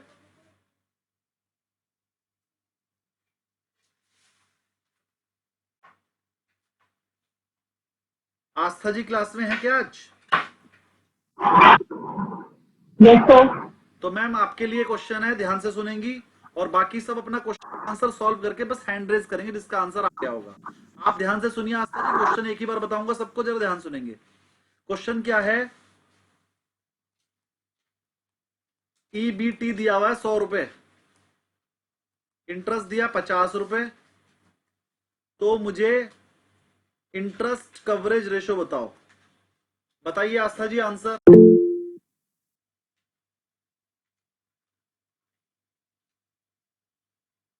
Full form interest before tax, earning before tax, EBT. EBIT की full form earning before interest and taxes. तो बताइए आंसर।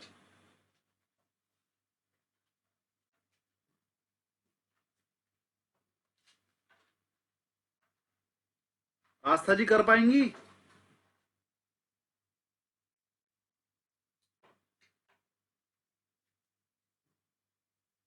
किस किस का हो गया? वो 0.2 जी क्या आंसर? 10/50 है ना सर? Interest 50, EBT 100।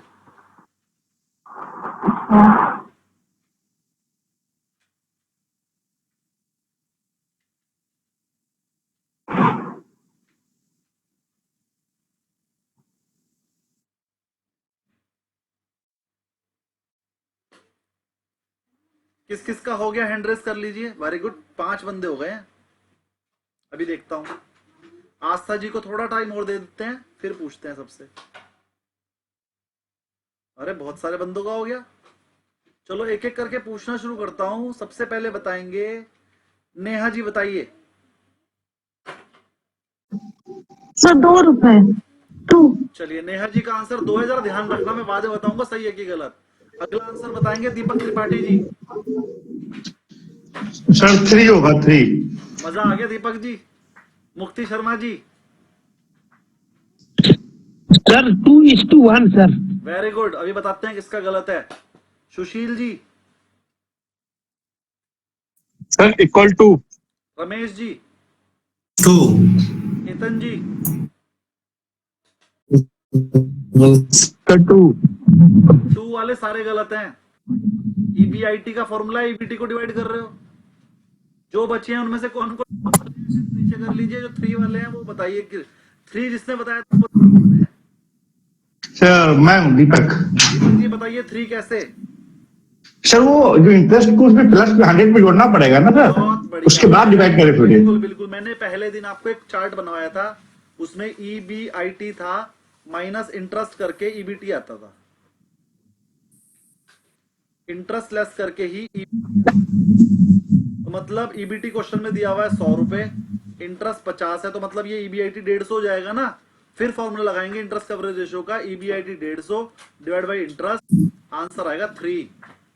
आस्था जी समझ में आ गया? Yes sir. आप बीकॉम साथ साथ कर रही हैं, मुझे ऐसा लगता था कि आप तो ये आंसर कर ही देंगी, क्योंकि आपके तो बिल्कुल टच। EBIT में इंटरेस्ट प्लस करेंगे। सर मैंने पहले दिन ये टेबल सिखाई थी ना, ईबीआईटी का मतलब बिफोर इंटरेस्ट एंड टैक्सेस, उसमें से इंटरेस्ट लेस है तो बचता है ईबीटी। अब मेरे पास ईबीटी गिवन है, इंटरेस्ट को इधर लाके प्लस कर देंगे ना, तभी तो ईबीआईटी निकल कर आएगा। तो पेपर में एकदम इजी क्वेश्चन नहीं आएंगे, ऐसे घुमाए हुए आएंगे। तो आपको ईबीटी गिवन है मान लीजिए, और इंटरेस्ट भी गिवन है, तो इंटरेस्ट को उसके अंदर ऐड करके पहले ईबीआईटी कैलकुलेट करेंगे। ईबीआईटी कैलकुलेट करने के बाद इंटरेस्ट कवरेज रेशियो का फॉर्मूला लगाएंगे, जो कि है ईबीआईटी अपॉन इंटरेस्ट। तो पहले ईबीआईटी आपने ईबीटी बोला था, ईबीआईटी नहीं बोला। सर ईबीटी तो बोला था, ईबीटी 100 है। हाँ मैं वही कह रहा हूँ ना, आपने ईबीटी बोला ना, फिर हाँ। 100 प्लस तो उसमें 50 प्लस करके ईबीआईटी कैलकुलेट करना पड़ेगा। मैं तो सब लिखित में दिया है, आप ये भी नहीं कह सकते मैंने गलत सुन लिया था। अरे लिखित में है, पढ़ देख तो लो। तो आस्था नहीं, जिस वक्त हम कर रहे थे। Aastha ji, very disappointing from you. I think you can solve this. किसी और से कहीं तक भी कोई नहीं था कि कोई और कर पाएगा, लेकिन आपसे मुझे ये था कि आप एकदम सही आंसर देंगी। तो मजा नहीं आया आज मुझे। थोड़ा ध्यान से क्लास लीजिए, रिवीजन करते चलिए। और ये मैंने आपको शुरू की क्लासेस में समझाया था, फर्स्ट सेकंड क्लासेस में, है ना। तो रिवीजन बहुत जरूरी है हर चीज का। ये टेबल पूरी की पूरी लर्न करनी है आपको। ईबीटी ईबीआईटी क्या क्या होता है, पूरी की पूरी टेबल लर्न करना है। सबके पास ये टेबल? नहीं सर नहीं है। तो क्या नहीं, जब पढ़ाई थी तो लिखी तो थी, जब बताई थी तो लिखी थी सबने, क्यों नहीं है? स्क्रीनशॉट भी खिंचवाया था मैंने। चलो बना के दे रहा हूं, लिख दो।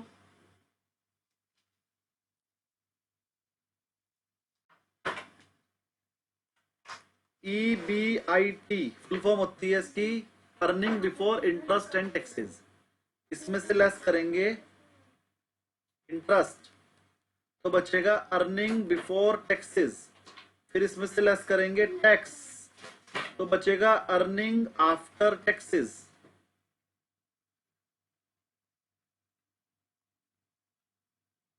फिर इसमें से लेस करते हैं प्रेफरेंस डिविडेंड, तो earning available for equity share holder, फिर उसे नंबर ऑफ शेयर से डिवाइड कर देंगे, डिवाइड का साइन है ये, तो निकल कर आएगा ईपीएस, अर्निंग पर शेयर। फिर इस अर्निंग पर शेयर की मल्टीप्लाई कर देंगे पीई रेशियो से, तो मार्केट प्राइस पर शेयर निकल कर आ जाएगा। ये सब मैंने आपको सिखाया था। आप इन्हें फॉर्मूले की तरह भी लर्न कर सकते हैं, आप इन्हें टेबल की तरह भी लर्न कर सकते हैं, मर्जी आपकी है। मैंने टेबल की तरह लर्न किया, मुझे लंबे टाइम तक याद रहा। फॉर्मूले की तरह लर्न करोगे भूल जाओगे, टेबल की तरह लर्न करोगे याद रहेगा। तो टेबल की तरह ही लर्न कर लो, कहां पर डिवाइड हो रहा है, कहां पर मल्टीप्लाई हो रहा है, ये भी याद रखो। और इनके नाम में सब कुछ छिपा हुआ है। वो कह रहा ऐसी अर्निंग जिसमें भी इंटरेस्ट और टैक्स लेस नहीं हुआ। अब उसमें से इंटरेस्ट लेस हो गया तो उसमें से इंटरेस्ट हटा दो, अब उसका नाम हो गया ईबीटी, मतलब ऐसी अर्निंग जिसमें से टैक्स लेस नहीं हुआ। अब टैक्स भी लेस हो गया तो इसे खाली अर्निंग बोलते हैं, या फिर अर्निंग की जगह आफ्टर टैक्स भी बोल सकते हैं कि सर ऐसी अर्निंग जिसमें से इंटरेस्ट और टैक्स दोनों लेस हो गए। अब अर्निंग में से सब कुछ लेस हो गया, अब तो दो ही बत्ते बची देने को, इक्विटी डिविडेंड और प्रेफरेंस डिविडेंड। तो पहले प्रेफरेंस शेयर को डिविडेंड दे जाता है, तो इसमें से प्रेफरेंस शेयर का डिविडेंड लेस कर दो, अब जो बचा वो सारा का सारा इक्विटी शेयर होल्डर का है, वो सारा का सारा इक्विटी शेयर होल्डर को मिलेगा। अभी जो अर्निंग बची इसे नंबर ऑफ शेयर से डिवाइड करेंगे तो अर्निंग पर शेयर आ जाएगा। अर्निंग पर शेयर का मतलब एक शेयर को कितने पैसे मिलेंगे, तो एक शेयर को कितने पैसे मिलेंगे ये आ गया। अब इस एक शेयर के कितने पैसे मिले उसे PE ratio, price earning ratio से मल्टीप्लाई कर दो तो मार्केट प्राइस आ जाती है। ये टेबल का स्क्रीनशॉट ले लीजिए, याद करना है आपने, लिख लीजिए। अगले आगे बढ़ू। सर ये अपना प्रेफरेंस डिविडेंड देने के बाद ये इक्विटी शेयर होल्डर मतलब क्या प्रॉफिट होता है ये? सर जो भी प्रॉफिट होता है वो शेयर होल्डर को मिलता है। शेयर होल्डर दो तरह के होते हैं, इक्विटी और प्रेफरेंस। पहले प्रेफरेंस देते हैं, जो बचता है वो सारा इक्विटी शेयर होल्डर का होता है। अच्छा अच्छा, तो ये तो सर कंपनी में डिपेंड करता है ना, वो देगी या नहीं देगी। अरे दे ना दे, लेकिन अर्निंग पर शेयर तो है ना, कंपनी के नाम पे हाँ हाँ हाँ। अर्निंग तो आ गई, वो दे या ना दे हमारे शेयर का रेट तो उस हिसाब से बढ़ता है ना। और इसको सर डिवाइडेड किससे करना है? नंबर ऑफ शेयर से, total number of equity share, तभी तो एक शेयर का पता चलेगा ना। पूरी कंपनी ने हाँ जी हाँ जी। प्रॉफिट कमाया, लेकिन नंबर ऑफ शेयर थे 1 करोड़, यानी कि एक शेयर ने कितना कमाया 1000। हाँ जी बड़े आगे हाँ जी हाँ जी। भैया जो पढ़ाता हूँ उसे रिवाइज करते चला करो। आगा छोड़ पिछा छोड़ो, क्या वो कहावत है ना, आगा जोड़ पिछा छोड़ मत करो, कि आगे बढ़ गए तो पिछला भूल गए, ऐसे मत करो। हाँ यार बच्चे हंस रहे हैं मेरे, रोज उनको मैं यही बोलता हूँ तुम भूल जाते हो, अब तो तुम भी सब भी भूल गए। Date service coverage ratio, date service coverage ratio का मतलब क्या है? वही है जैसे अभी थोड़ी देर पहले बताया था इंटरेस्ट कवरेज रेशियो। अब पहले उसमें इंटरेस्ट से डिवाइड होता था, जब इंटरेस्ट कवरेज रेशियो बताया था तो उसमें इंटरेस्ट से डिवाइड होता था, है ना, और ईबीआईटी। अब यहाँ पर डेट सर्विस कवरेज रेशियो है, तो यहाँ पर भी क्या होगा, ईबीआईटी ही लोगे आप, नेट ऑपरेटिंग इनकम। मतलब ऑपरेटिंग इनकम मतलब ईबीआईटी, ईबीआईटी को डिवाइड करोगे किस चीज से, टोटल इंटरेस्ट से, टोटल डेट सर्विस मतलब इंटरेस्ट प्लस डेट।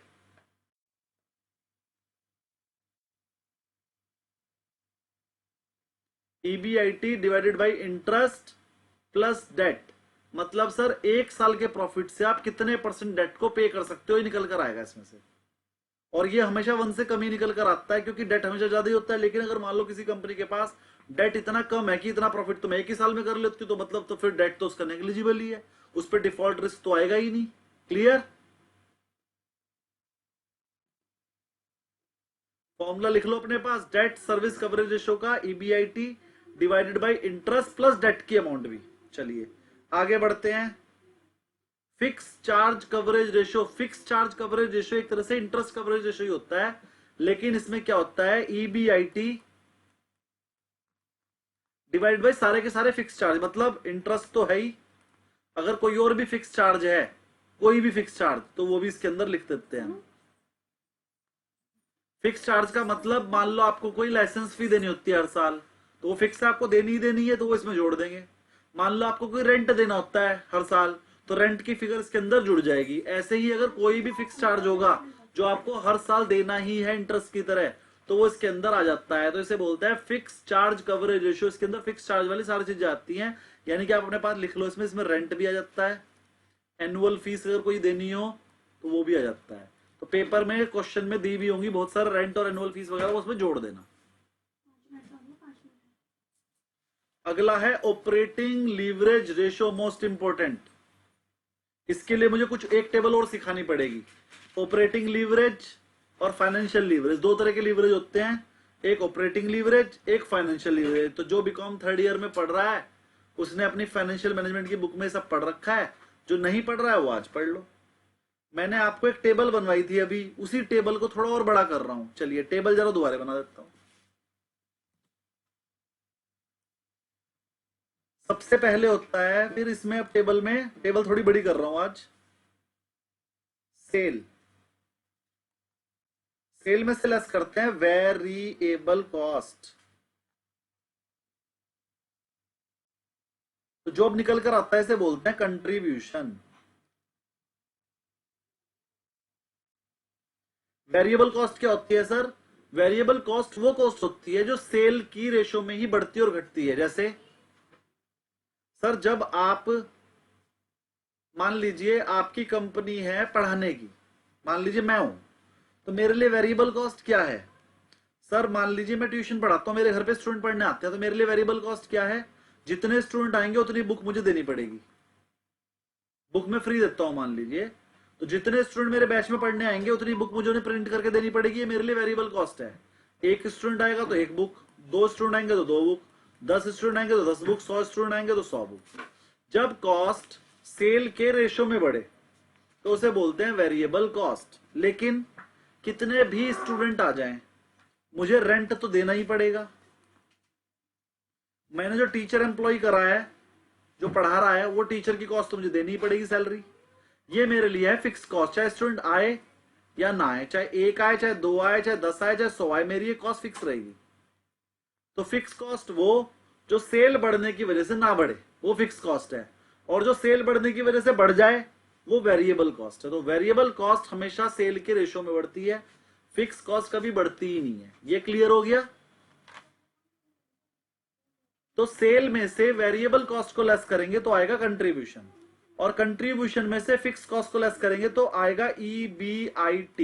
EBIT के नीचे की टेबल आपको पता है, वो मैं नहीं बना रहा हूं। उसमें से इंटरेस्ट को लेस करेंगे तो आएगा EBT, और उसमें से टैक्स को लेस करेंगे तो आएगा EAT। नंबर ऑफ शेयर से डिवाइड कर देंगे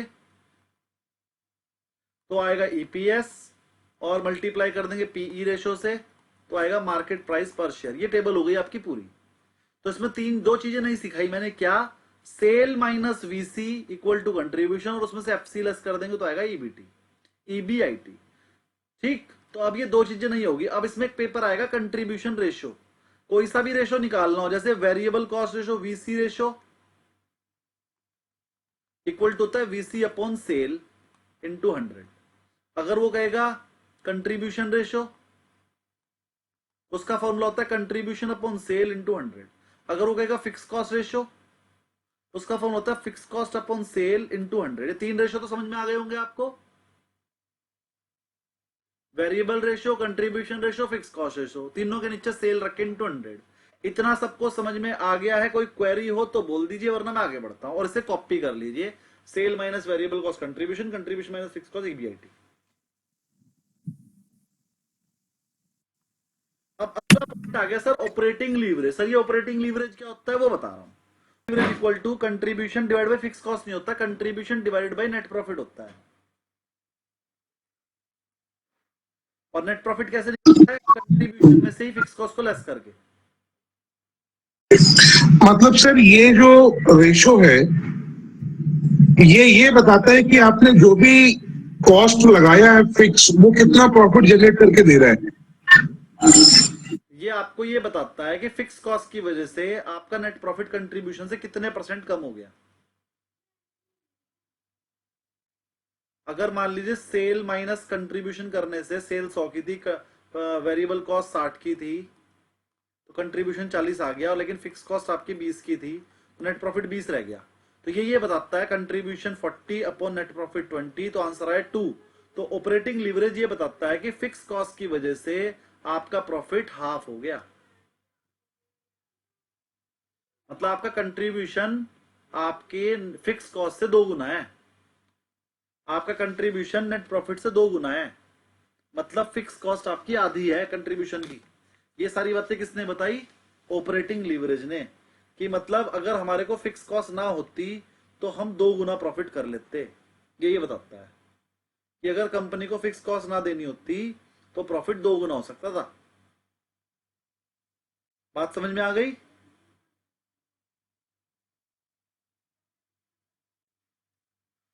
किसको ये वाली बात क्लियर नहीं हुई?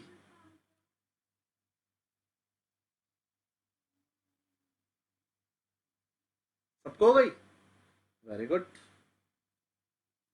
फॉर्मूला लिख लीजिए अपने पास, ऑपरेटिंग लीवरेज का कंट्रीब्यूशन अपॉन नेट प्रॉफिट। अगला है न्यूमेरिकल एग्जांपल देख लीजिए थोड़े से। डेट इक्विटी रेशियो का ही आप कर लेंगे अपने आप, इंटरेस्ट कवरेज रेशियो का भी आप कर लेंगे, अगर इसका आया तो मैं करवाऊंगा। डेट टू एसेट रेशियो भी आप कर लेंगे, debt upon asset, equity multiplier भी आप कर लेंगे, total asset divide by shareholder equity fund पहले से गिवन है, सब कुछ कर लोगे। 25 लाख को 75 लाख को 25 लाख से डिवाइड कर दोगे। डेट सर्विस रेशियो भी आप कर लोगे। देखो हर चीज पे क्वेश्चन दिया है। अब आगे लीवरेज रेशियो ये रहे। अब ये क्वेश्चन है पेपर में, ये मैंने सबके सब जो है आइडियल रेशियो याद करने के लिए बता दिया कि आइडियल रेशियो कितना होना चाहिए। डेट टू इक्विटी रेशियो 2 से कम होना चाहिए, डेट टू एसेट रेशियो 0.5 से कम होना चाहिए, मल्टीप्लायर 1.5 से 2.5 होना चाहिए, इंटरेस्ट कवरेज रेशियो 3 से कम होना चाहिए और डीएससीआर 1.25 से कम होना चाहिए। ये आप एक ही जगह पर मैंने याद करने के लिए बता दिया जिससे कि आपको पेपर में आ जाए तो आप कर पाओ। ऑब्जेक्टिव क्वेश्चन है, ये आपको करके लाने हैं और आज मैं इतना ही पढ़ा रहा हूं और ये बहुत सारे हैं ऑब्जेक्टिव क्वेश्चन।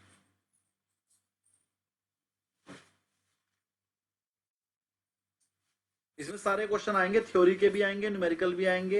ये देखो न्यूमेरिकल, ये वाले पेपर में आया था मेरे ये क्वेश्चन, ये वाला, ये बहुत इंपॉर्टेंट है, कर लेना और समझ लेना। नहीं समझ में आएगा तो मैं कल कराऊंगा। ये चैप्टर आपका खत्म हो गया। कंपनी एनालिसिस करेंगे कल को, बिजनेस एंड गवर्नेंस। हाँ जी बोलिए। क्वेश्चन आज ही करा था सर मैंने। वो टायर वाला जो है ना, जो अनऑर्गेनाइज्ड वाले 20% उनको हटा दिया था फिर, तो वो 28,000 के अगल बगल में आ रहा था। देखो मैं करा देता हूँ first question. The tire industry in a country comprised of 3 organized player and several unorganized। कह रहा 3 तो ऑर्गेनाइज है। ऑर्गेनाइज का मतलब होता है रजिस्टर्ड, अनऑर्गेनाइज का मतलब होता है छोटी छोटी दुकानें जिनका डाटा हमारे पास है तो ही नहीं है। तो उन्होंने एक सैंपल किया और ये पता लगा कि जो अनऑर्गेनाइज है उनके पास 20% मार्केट शेयर है और जो ऑर्गेनाइज है एक का 6,000 है, एक का 8,000 है और एक का 20,000 है। टोटल कितना हो गया? 6 + 8 + 10, ये हो गया 24,000। तो हमें समझ में आ गया 24,000 जो है वो 80% है। 20% कितना हुआ? 24,000 डिवाइड बाई 80 इंटू 20, तो हमें समझ में आ गया 6,000 हो गया। तो टोटल कितना हो गया? 24 + 6 30,000 टोटल हो गया। अब इन्होंने क्या पूछा था? इन्होंने ये पूछा था which of the following is the closest to the fair estimate of overall size. Overall size ही पूछा था, तो आंसर आ गया 30,000 करोड़। किसको समझ में नहीं आया?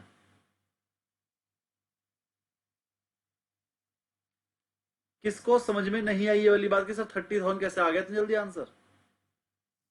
मतलब ऑर्गेनाइज और अनऑर्गेनाइज दोनों को मिला के ओवरऑल मार्केट शेयर आ गया, जिसमें 6,000 वो जो 7 कंपनी थी तो 3 कंपनियों का 24,000 जो रजिस्टर थी, तो 30,000 बन गया सर। तो 3 कंपनियों का मार्केट शेयर था वो 24,000 था और वो 80% के इक्वल था। तो टोटल 100% कितना है निकाल दिया मैंने। 24,000 डिवाइड बाई 80 100 करके निकाल लो। या अगर मान लो क्वेश्चन में पूछा था ऑर्गेनाइज सेक्टर का कितना, तो हम 20% निकाल के और अनऑर्गेनाइज सेक्टर का बताते तो 6,000 आंसर आता। सबको क्लियर है? मैथ्स का सिंपल क्वेश्चन है, 5th क्लास में सिखाते हैं। लेकिन फिर भी किसी को समझ में नहीं आया हो तो मैं दोबारा समझाऊंगा। बोलिए किसको समझ में नहीं आया? इंपॉर्टेंट क्वेश्चन है, मेरे पेपर में भी आया था। आगे तो सिंपल था। चलो, मतलब मैं ये मान सकता हूं कि मैथ्स किसी की वीक यहाँ पर नहीं है, इतनी वीक नहीं है कि ये वाला क्वेश्चन समझाना पड़े। फिर भी अगर किसी को समझ में ना आया हो तो मेरे से समझ लेना। कभी कभी अकाउंट समझ में नहीं आने की वजह से भी इस तरह के क्वेश्चन नहीं आते हैं। तो ये मत सोचना कि कोई और नहीं पूछ रहा है तो मैं नहीं पूछूंगा। ऐसा सोचने से आपको कोई बेनिफिट नहीं होगा, नुकसान ही हो जाएगा। तो शर्माना नहीं है और ये नहीं सोचना है कि ले मैं पूछूंगा तो मेरी इंसल्ट हो जाएगी। नहीं पूछने पर और फेल हो गए ना तो इंसल्ट ज्यादा होगी। तो पूछ लो और फिर पास हो जाओ, ज्यादा बढ़िया है। तो जो मैंने बताया था वो सही था, मतलब मैंने जो बोला। आपने क्या बोला था? कि वो ऑर्गेनाइज और अनऑर्गेनाइज को मिला के हमारा जो 30,000 बना दिया। हाँ तो 30,000 बना दो ऐसे ही ना जैसे मैंने बताया। हाँ जैसे आपने बताया ये बोला। हाँ। चलो सेकंड क्वेश्चन करते हैं। 2-4 क्वेश्चन ही मैं करा ही देता हूँ, न्यूमेरिकल है ना इसलिए। An industry where rivalry is high. Rivalry is high का मतलब क्या है बताओ? Competition high sir. कंपटीशन गला काट प्रतियोगिता चल रही है, 100 की चीज 100 में बेचने को तैयार है। The end result will be dash pricing. बताओ प्राइसिंग लोअर होगी कि हायर होगी? लोअर होगी, कम होगी सर, कम। बहुत ज्यादा लोअर। कंपटीशन है। जब कंपटीशन ज्यादा होता है तो प्राइस बिल्कुल खत्म हो जाता है, मार्जिन मिलते ही नहीं है, लोअर प्राइस हो जाएगी एंड लोअर ही इनकम होगी। जब मार्जिन ही खत्म हो गया तो इनकम भी तो लोअर ही होगी हमारी। Very good. थर्ड देखते हैं, who a lot of pressure and dictate prices। ऐसा कौन सा बंदा है जो प्रेशर भी ले सकता है और प्राइस भी डिक्टेट कर सकता है? If there are large number of seller with similar product and services. कह रहा अगर मार्केट में बहुत सारे सेलर हो तो कौन बंदा है जो प्रेशर भी देगा और प्राइस भी ज्यादा कर सकता है? कौन होगा वो? कंज्यूमर। Very good. इसका आंसर आप कंज्यूमर लगा लो अपने पास, कंज्यूमर। इसका आंसर है कंज्यूमर। अगर मार्केट में बहुत सारे सेलर हो जाएंगे तो कंपटीशन बढ़ जाएगा और राजा कौन बन जाएगा? कंज्यूमर। टेलीकॉम इंडस्ट्री में हो रहा है। पहले हम 250 रुपए में 1 GB लेते थे, आज 200 GB के भी 250 देने को तैयार नहीं है, वो भी सोचते हैं फ्री में मिल जाए। Which of the following is considered as an economic factor in pastel? Pastel में तो याद रखो पॉलिटिकल सबसे पहले आ जाता है, तो एक पेस्टल आता और किसी में नहीं आता। चलो पेस्टल को ही चेक करते हैं। सर फॉरेक्स रिजर्व आता है क्या पेस्टल में? नहीं आता। मॉनेटरी पॉलिसी ऑफ RBI आती है क्या? फॉरेक्स रिजर्व भी आई जाता है। पेस्टल की फुल फॉर्म पता है? इकोनॉमिक आता ना sir. No sir. Political, economical, social, technological. L और ई भी देख लेना क्या होता है। तो देखो फॉरेक्स रिजर्व इकोनॉमिकल में आ गया, मॉनेटरी पॉलिसी भी आ गई आपकी, countries dependence on other country in terms of important natural resources भी आ गया, नेचुरल रिसोर्सेज। ये एनवायरमेंट में आ गया। एनवायरमेंट में, तो ये answer. What does industry structure in structure conduct performance analysis refers to? कह रहा है स्ट्रक्चर कंडक्ट परफॉर्मेंस में जब SCP लगाते हैं हम, तो व्हाट डज इंडस्ट्री का स्ट्रक्चर क्या देखना होता है हमें? मैंने इसमें बताया था ना, मोनोपोली, ओलिगोपोली और परफेक्ट कंपटीशन 3 होते हैं, वो देख लेना। तो क्या देखना होता है? इंडस्ट्री का ग्रोथ रेट देखते हैं, relationship among the various player and the industry देखते हैं, या मार्केट साइज देखते हैं, सब चीजें देखते हैं। सब चीजें सब चीजें सर। Very good. आंसर आ गया ऑल ऑफ द अबव।